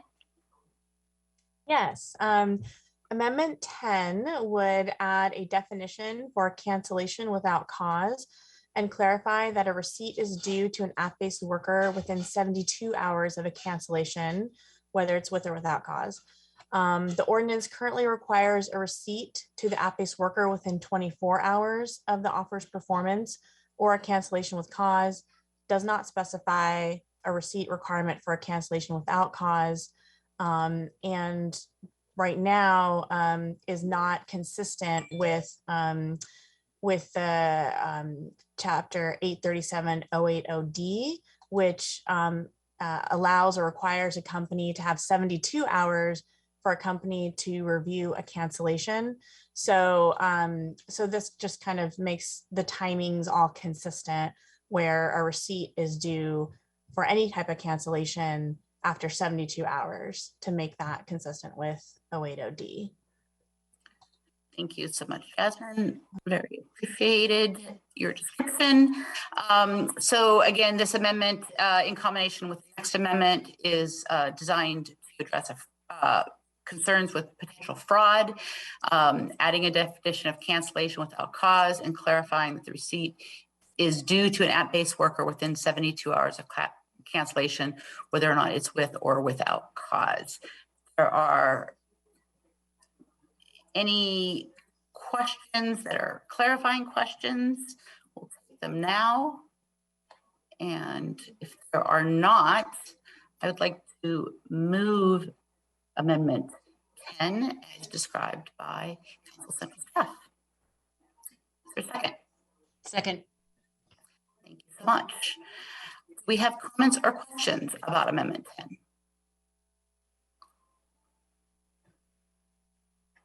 Not seeing, scrolling through, not seeing any comments or questions. Will the clerk please read the roll on the voting on the amendment? Councilmember Mosqueda.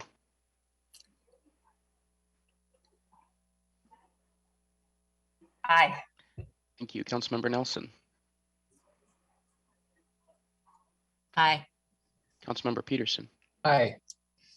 Vice Chair Lewis. Yes. Chair Herbold. Yes. 5 in favor, none opposed. Thank you. The amendment passes. Will Council Central Staff please describe Amendment 11, version 2? Yes. Yes, a version 2 of this amendment was circulated to committee members this morning.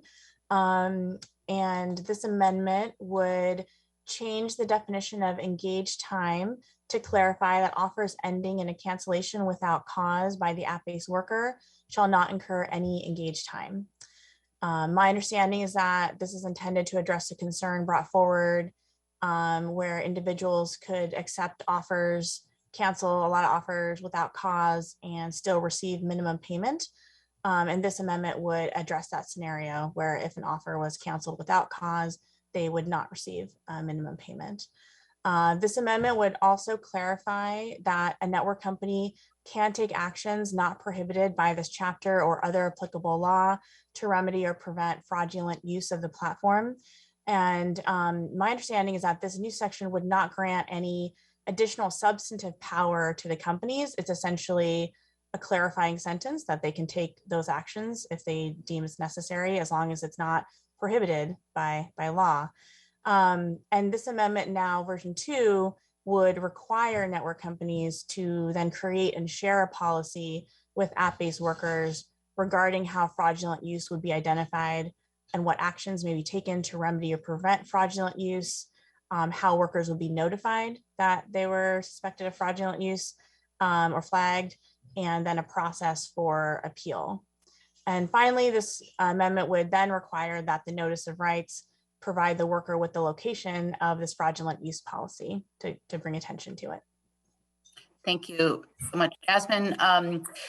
Amendment 11 is identified as co-sponsored by myself and Councilmember Lewis, but I also want to thank the work that Councilmember Nelson and her staffer, Katie Nolan, have done working with my office to find the compromise language reflected in version 2 of this proposal.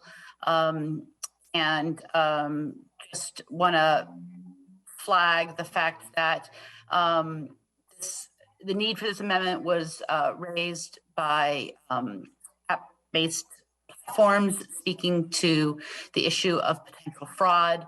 And the original proposals were broad and would have allowed for companies not only to remove a worker for suspected fraud, but prevent them from accessing the apps and also take money back from a worker, even from a completed job if the company suspected fraud. So this was a broad approach, but I appreciated the intent and the desire to address the issue. And want to note, of course, that fraud is a crime regardless of whether or not it's being committed by a worker or somebody who's defined as a W-2 employee. And if you're a W-2 employee, employers can't take back wages that were paid. And as a crime, this issue is addressed in our court system. So we just want to be really careful on how we work to address a perceived concern with future fraud, and am happy that we've landed on the language before us. And before I move the amendment, just checking to see Councilmember Mosqueda. Thanks so much. Clarifying question, Madam Chair, possibly for you or central staff. Who determines whether a cancellation is without cause under this scenario? So I think the idea is that the companies would develop a fraudulent use policy, and it would clarify the definition of engaged time so that offers that are ending in a cancellation without cause by the app-based worker shall not incur engaged time and therefore no pay. So this is intended to protect workers who complete the job. I'm not sure if that answers your question. If not, Jasmine or Alex, you want to lend a hand? Go ahead, Jasmine. Yes, well, essentially the companies will determine whether a cancellation was with or without cause, and they have at least 72 hours to do so. The fraud policy requirement, I believe, does require that they have a process for appeal if a fraudulent use was determined, though. Thank you, Jasmine. And just to add to that, there is actually an exhaustive list of cancellation with cause in the legislation itself that workers could submit with the cancellation. And then there are those that are without cause, but the cancellation with cause is an exhaustive list, though it's a little bit broad and its wording is outlined in the legislation. Thank you, Alex. That's helpful. Councilmember Mosqueda? Thanks, Madam Chair. Thanks for that clarification. I think this goes back to one of the comments that you or central staff made. If companies already have the ability to make policy on this, how does this fraud policy change what companies can already do? The policy itself doesn't change what they can do, but it does require that companies provide notice of their policy to workers. And then the amendment as a whole does change the impact of a cancellation without cause by allowing for engaged time not to be incurred. Thank you. Again, it's about what the transparency about the policies rather than the policies existing without anybody knowing what they are. I think that is the intent here.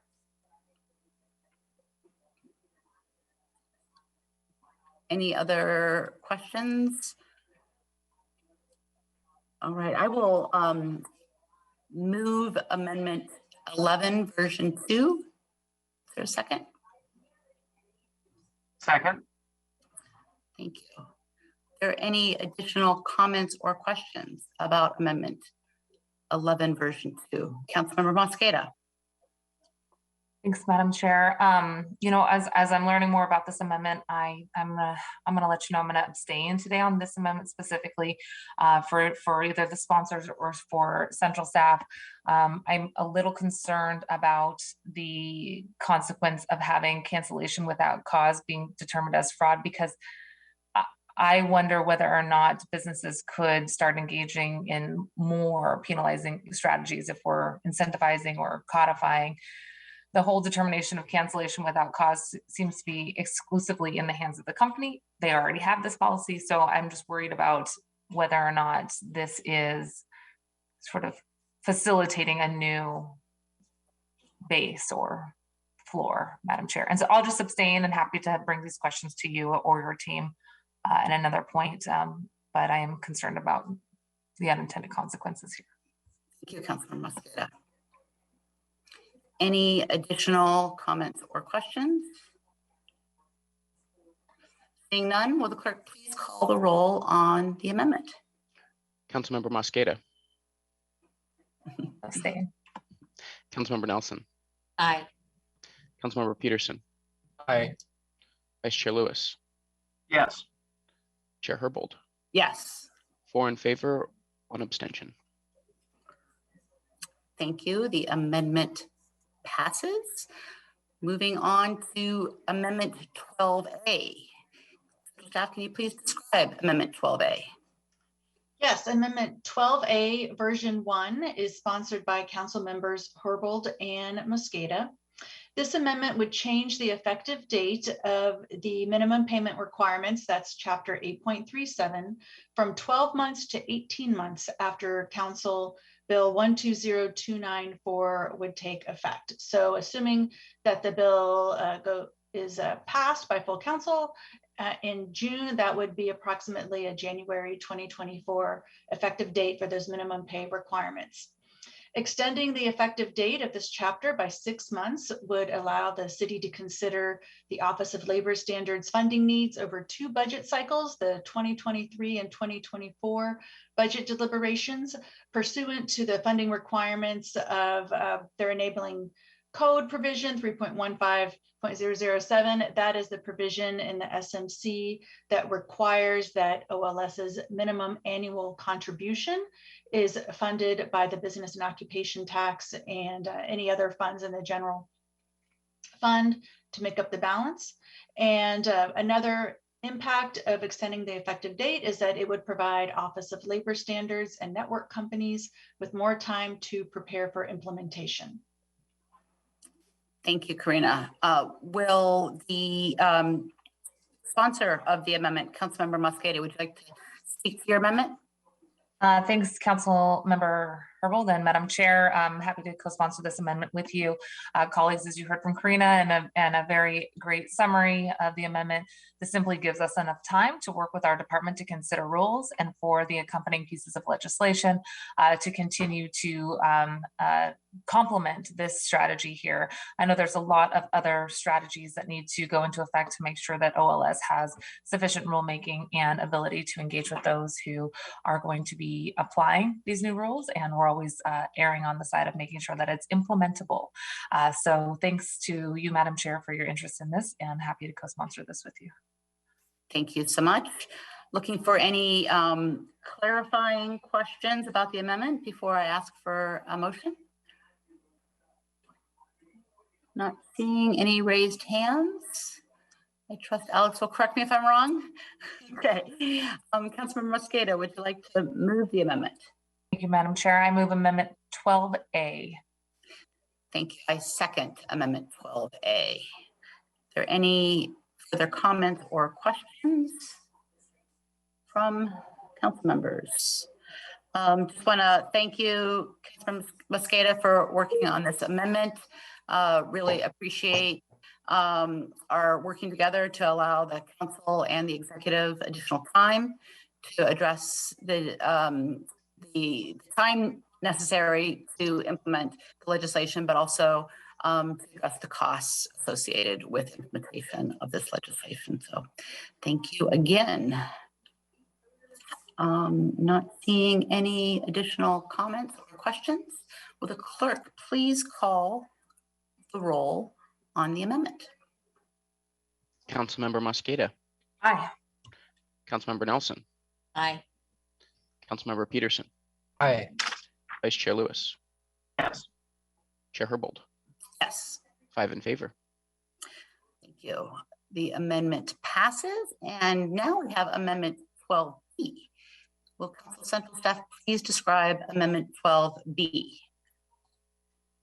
Yes, Amendment 12B would change the effective date of Chapter 837 to 6 months after the director's rules are filed with the city clerk and no earlier than 18 months after the effective date of the ordinance. Ensuring the effective date of Chapter 837 comes 6 months after rules are filed with the city clerk could provide network companies with more time to prepare for implementation. This amendment is it would, if it was passed, I believe would supersede the previous amendment as it provides an additional requirement, but both amendments do contain the 18 months effective date. So both amendments can't pass together. Is that what you're saying? They are There's an technically inherent written.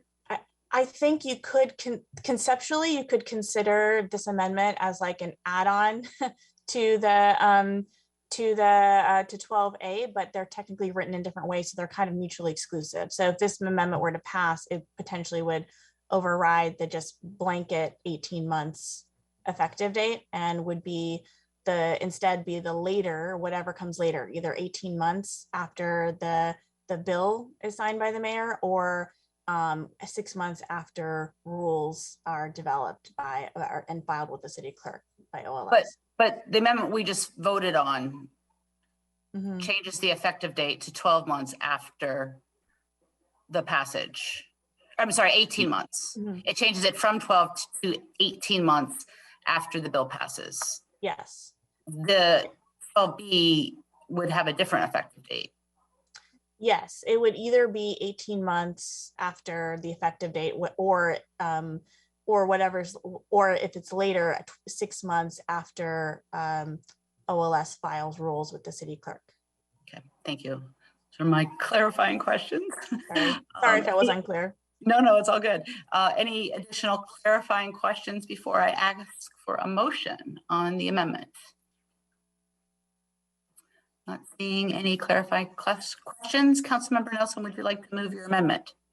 I move Amendment 12B. Second. Thank you. Are there additional thoughts or comments about Amendment 12B? I have a few, but I will hold them. Councilmember Nelson. Yeah, I should probably just explain the whole reason I'm doing this. I'm trying to create a buffer between when the rules are available for network companies, which will happen when they're filed by the clerk, and when the legislation will go into effect and possible violations could be incurred. And so it will take some time between when the rules are known and then changing the code and all the other things that are necessary before realistically these rules can be incorporated into not the business model, but the actual software of these companies. And so it was hard to decide how to express, okay, let's give them a buffer so that they're not immediately liable for violations as soon as the rules are known. And we can't require that OLS say that, make them there's a difference between filing of the rules and the spirit of your amendment, the effective date. And so, what if the rules are filed at 18 months? Then there is no time necessarily for these companies to modify their platforms. So that is why, I said 18 months, anticipating that your amendment would pass, and but not knowing when there would be certainty about the rules. And so I just added 6 months on, thinking that would be a reasonable amount of time for the networks to make the changes to their code. Mm-hmm. Thank you, Councilmember Nelson, for your explanation about the purpose or your intent of the amendment. Looking to see if there are other comments or questions or concerns from other council members. And may I say that I welcome other suggestions for how to get at what I'm trying to do here. It just seemed like this was the cleanest way to go. Thank you. Maybe we can get central staff to opine a little bit on this, but my understanding is OLS always begins with sort of a soft touch on enforcement, just focusing on education and outreach first. We don't have a history of when we pass labor standards, including the TNC fair share legislation, of delaying implementation until after the director's rule process. And I'd be really concerned that we're sending sort of a signal about the authority that we delegate to director's rules, that we don't allow legislation to go into effect until after the rulemaking is is complete. Again, I would be concerned that we're somehow sending a signal that the legislation going into effect is contingent on a particular outcome around the development of the rules. The rule process is open to the public. It includes a lot of stakeholder engagement. Individual council members or council members as a group can provide input to that process. Maybe central staff can speak a little bit to OLS's approach to enforcing new rules after sort of a fresh director's rule process. Certainly, I do think your general description is accurate about OLS's approach to new laws. It is a policy choice for council members to decide, how much they want to entrust that to go forward, or to require the rulemaking to happen in a certain time period, or require implementation to be after rulemaking. My understanding is that could be something that council can require of OLS, and that a contingent effective date is not unprecedented. It is certainly for labor standards, but for certain other regulations, there are contingent effective dates. So it would be a policy choice for the council in this matter. Thank you, Jasmine. Appreciate that. Any other comments or questions from council members on this amendment? Seeing none, clerk, please call the roll on the amendment. Councilmember Mosqueda. No. Councilmember Nelson. Aye. Councilmember Peterson. Aye. Vice Chair Lewis. No. Chair Herbold. No. 2 in favor, 3 opposed. Thank you. The amendment does not pass. Our final amendment. I'm hearing weary voices. Thank you for sticking with us. Will the central staff please describe Amendment 13? Yes, Amendment 13, version 1 is sponsored by Councilmember Mosqueda. This amendment would not endow the OLS director with new substantive authority. This amendment would clarify council's intent based on the introduced legislation that the Office of Labor Standards can assess investigation cost against the network company. The amendment would authorize the director to issue rules for assessing reasonable investigation cost, and would strongly encourage the director to do so to support implementation of this chapter 8.37. So I think my explanation just contradicted my opener. What I want to say is that the director is already able to assess investigation costs against a network company in the existing language in the introduced legislation, which says that the director can assess the reasonable cost incurred in enforcing this chapter. What this amendment would seek to do is to clarify that those reasonable costs include investigation cost. And then the amendment would also encourage the director to assess those costs to support OLS's funding needs to implement this legislation. There are other examples of other city departments that are able to assess enforcement costs. Seattle Department of Transportation can assess enforcement costs for the enforcement of the street and sidewalk use code. The Seattle Department of Construction and Inspections can also enforce inspection fees for the building and construction use code. And also, I believe that FAS can enforce fees for enforcing business regulatory license fees as well. Great. Thank you, Karina. Councilmember Mosqueda, as sponsor of this amendment, do you have any additional comments? Thank you, Madam Chair, and thanks to Karina for your work with us, and to Sejal Parikh on our staff, Chief of Staff, who also is our budget lead. Really appreciate you walking through the amendment here today, and also highlighting the precedent that's already been set in other departments. All of us sit on the budget committee, the same makeup on the public safety and human services committee as on our finance and housing committee meetings. So you've all already heard many times the tough budget situation we're facing for this year. And as we looked at the 6-year outlook presented by central staff, we know that there's much work to be done over the course of the next few years. While we consider legislation that's very important, aligns with our policy values, I think we also need to acknowledge that it's important to make sure that the budgetary impacts are also considered.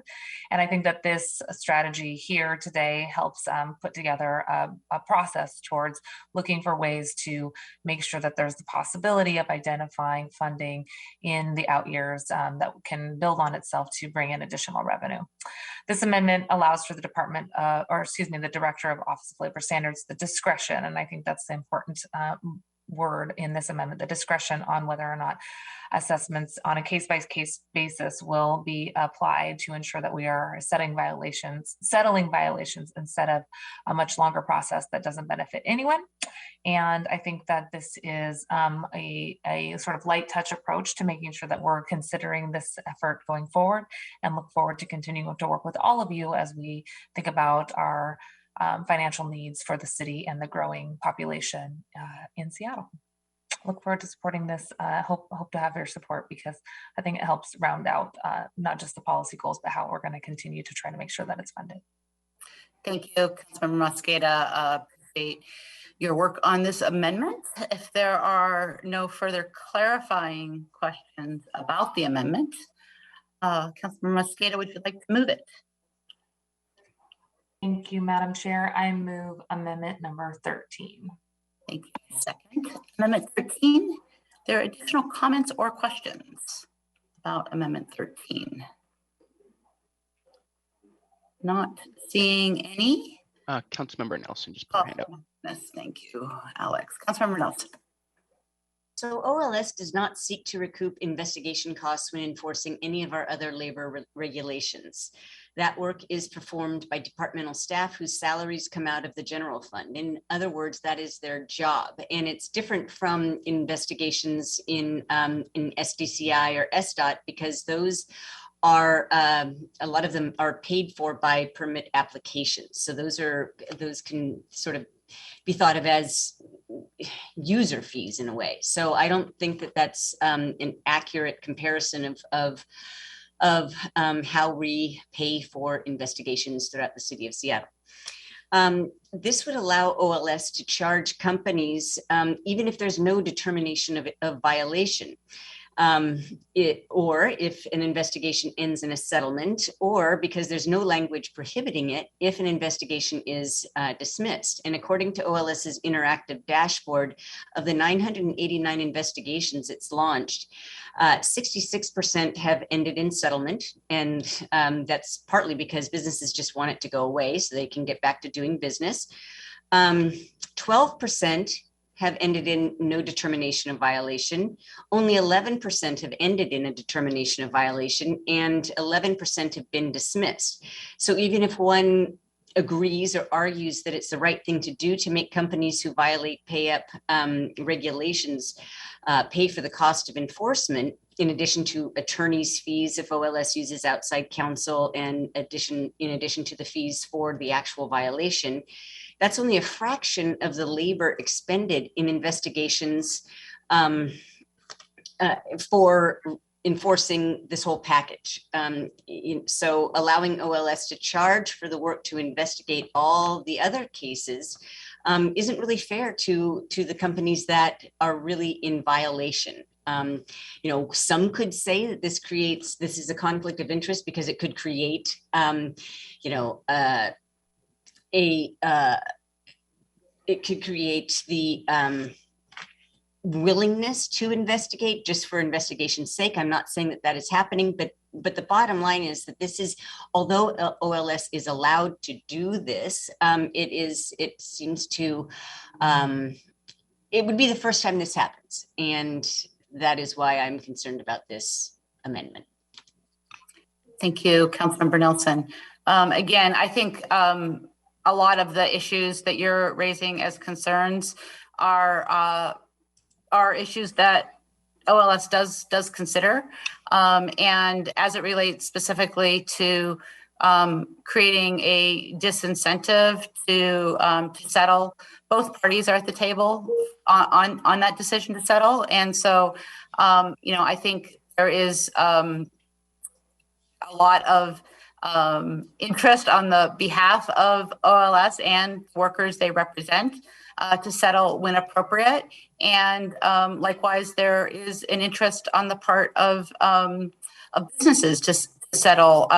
And I don't think granting the OLS director the discretion to consider this moving forward, with the understanding that everyone has a shared interest in resolving these cases in a way that is expedient and that results in justice for workers.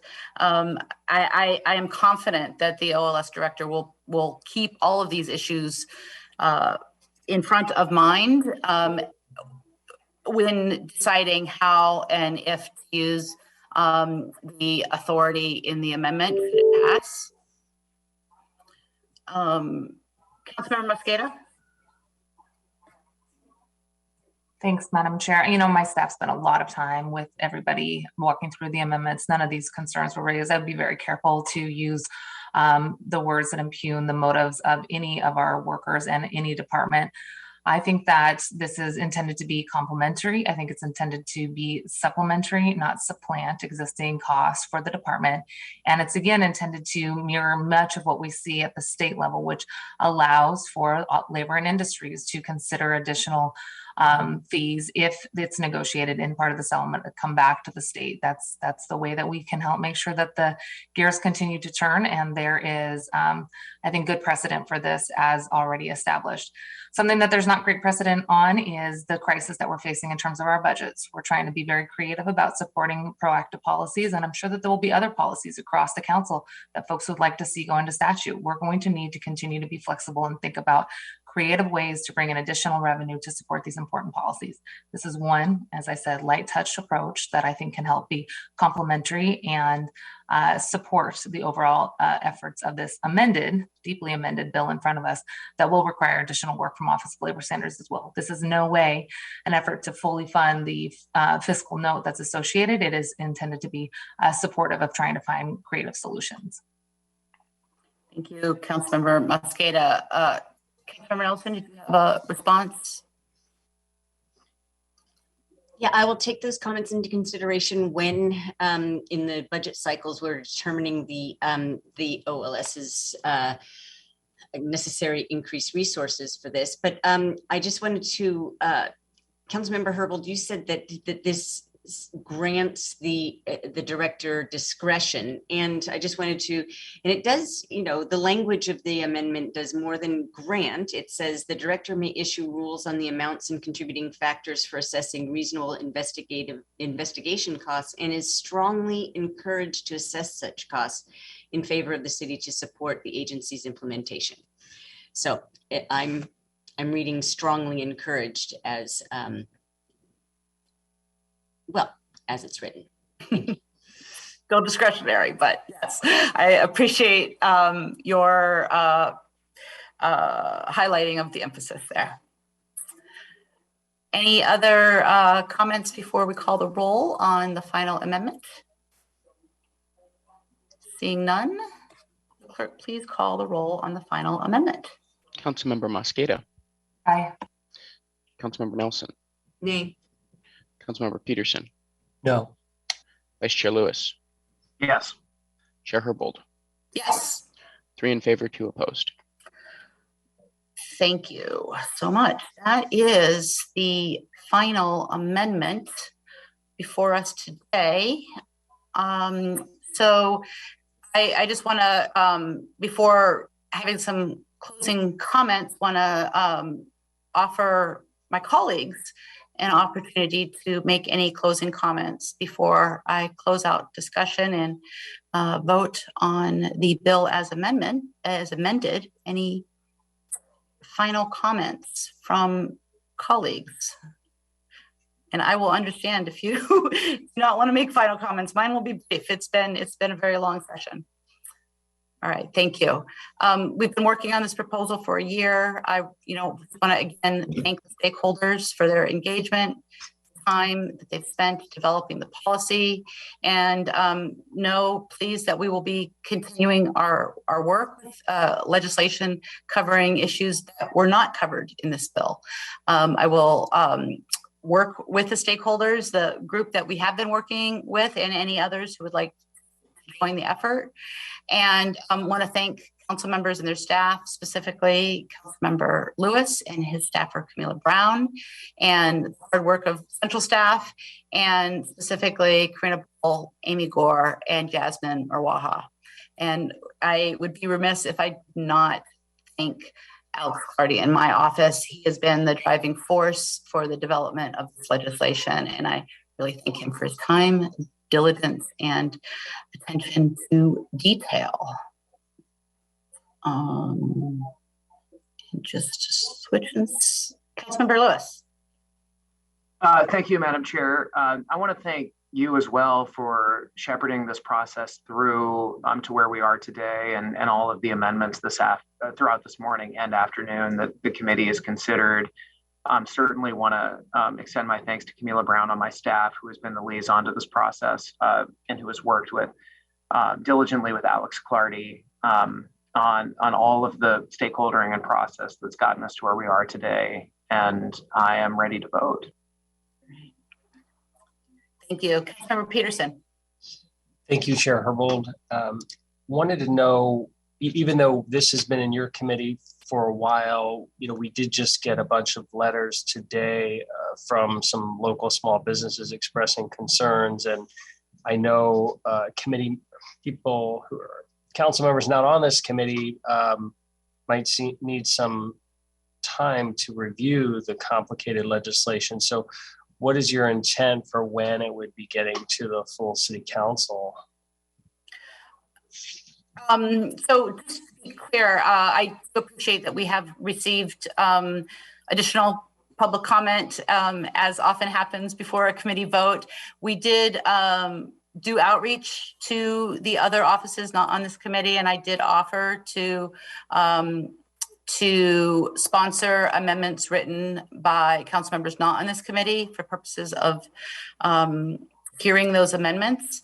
And we have not yet received any, and I understand that might change, but I'm happy to entertain a change in what ordinarily would happen after the committee vote.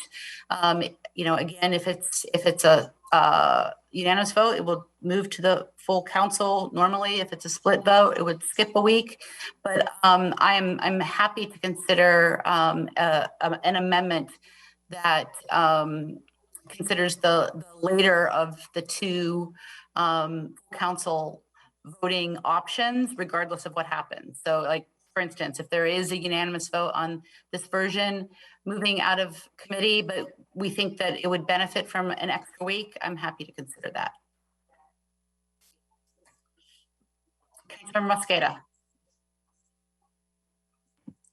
Councilmember Peterson, I'm sorry, I saw you come off mute again. I know it was your original question. I have a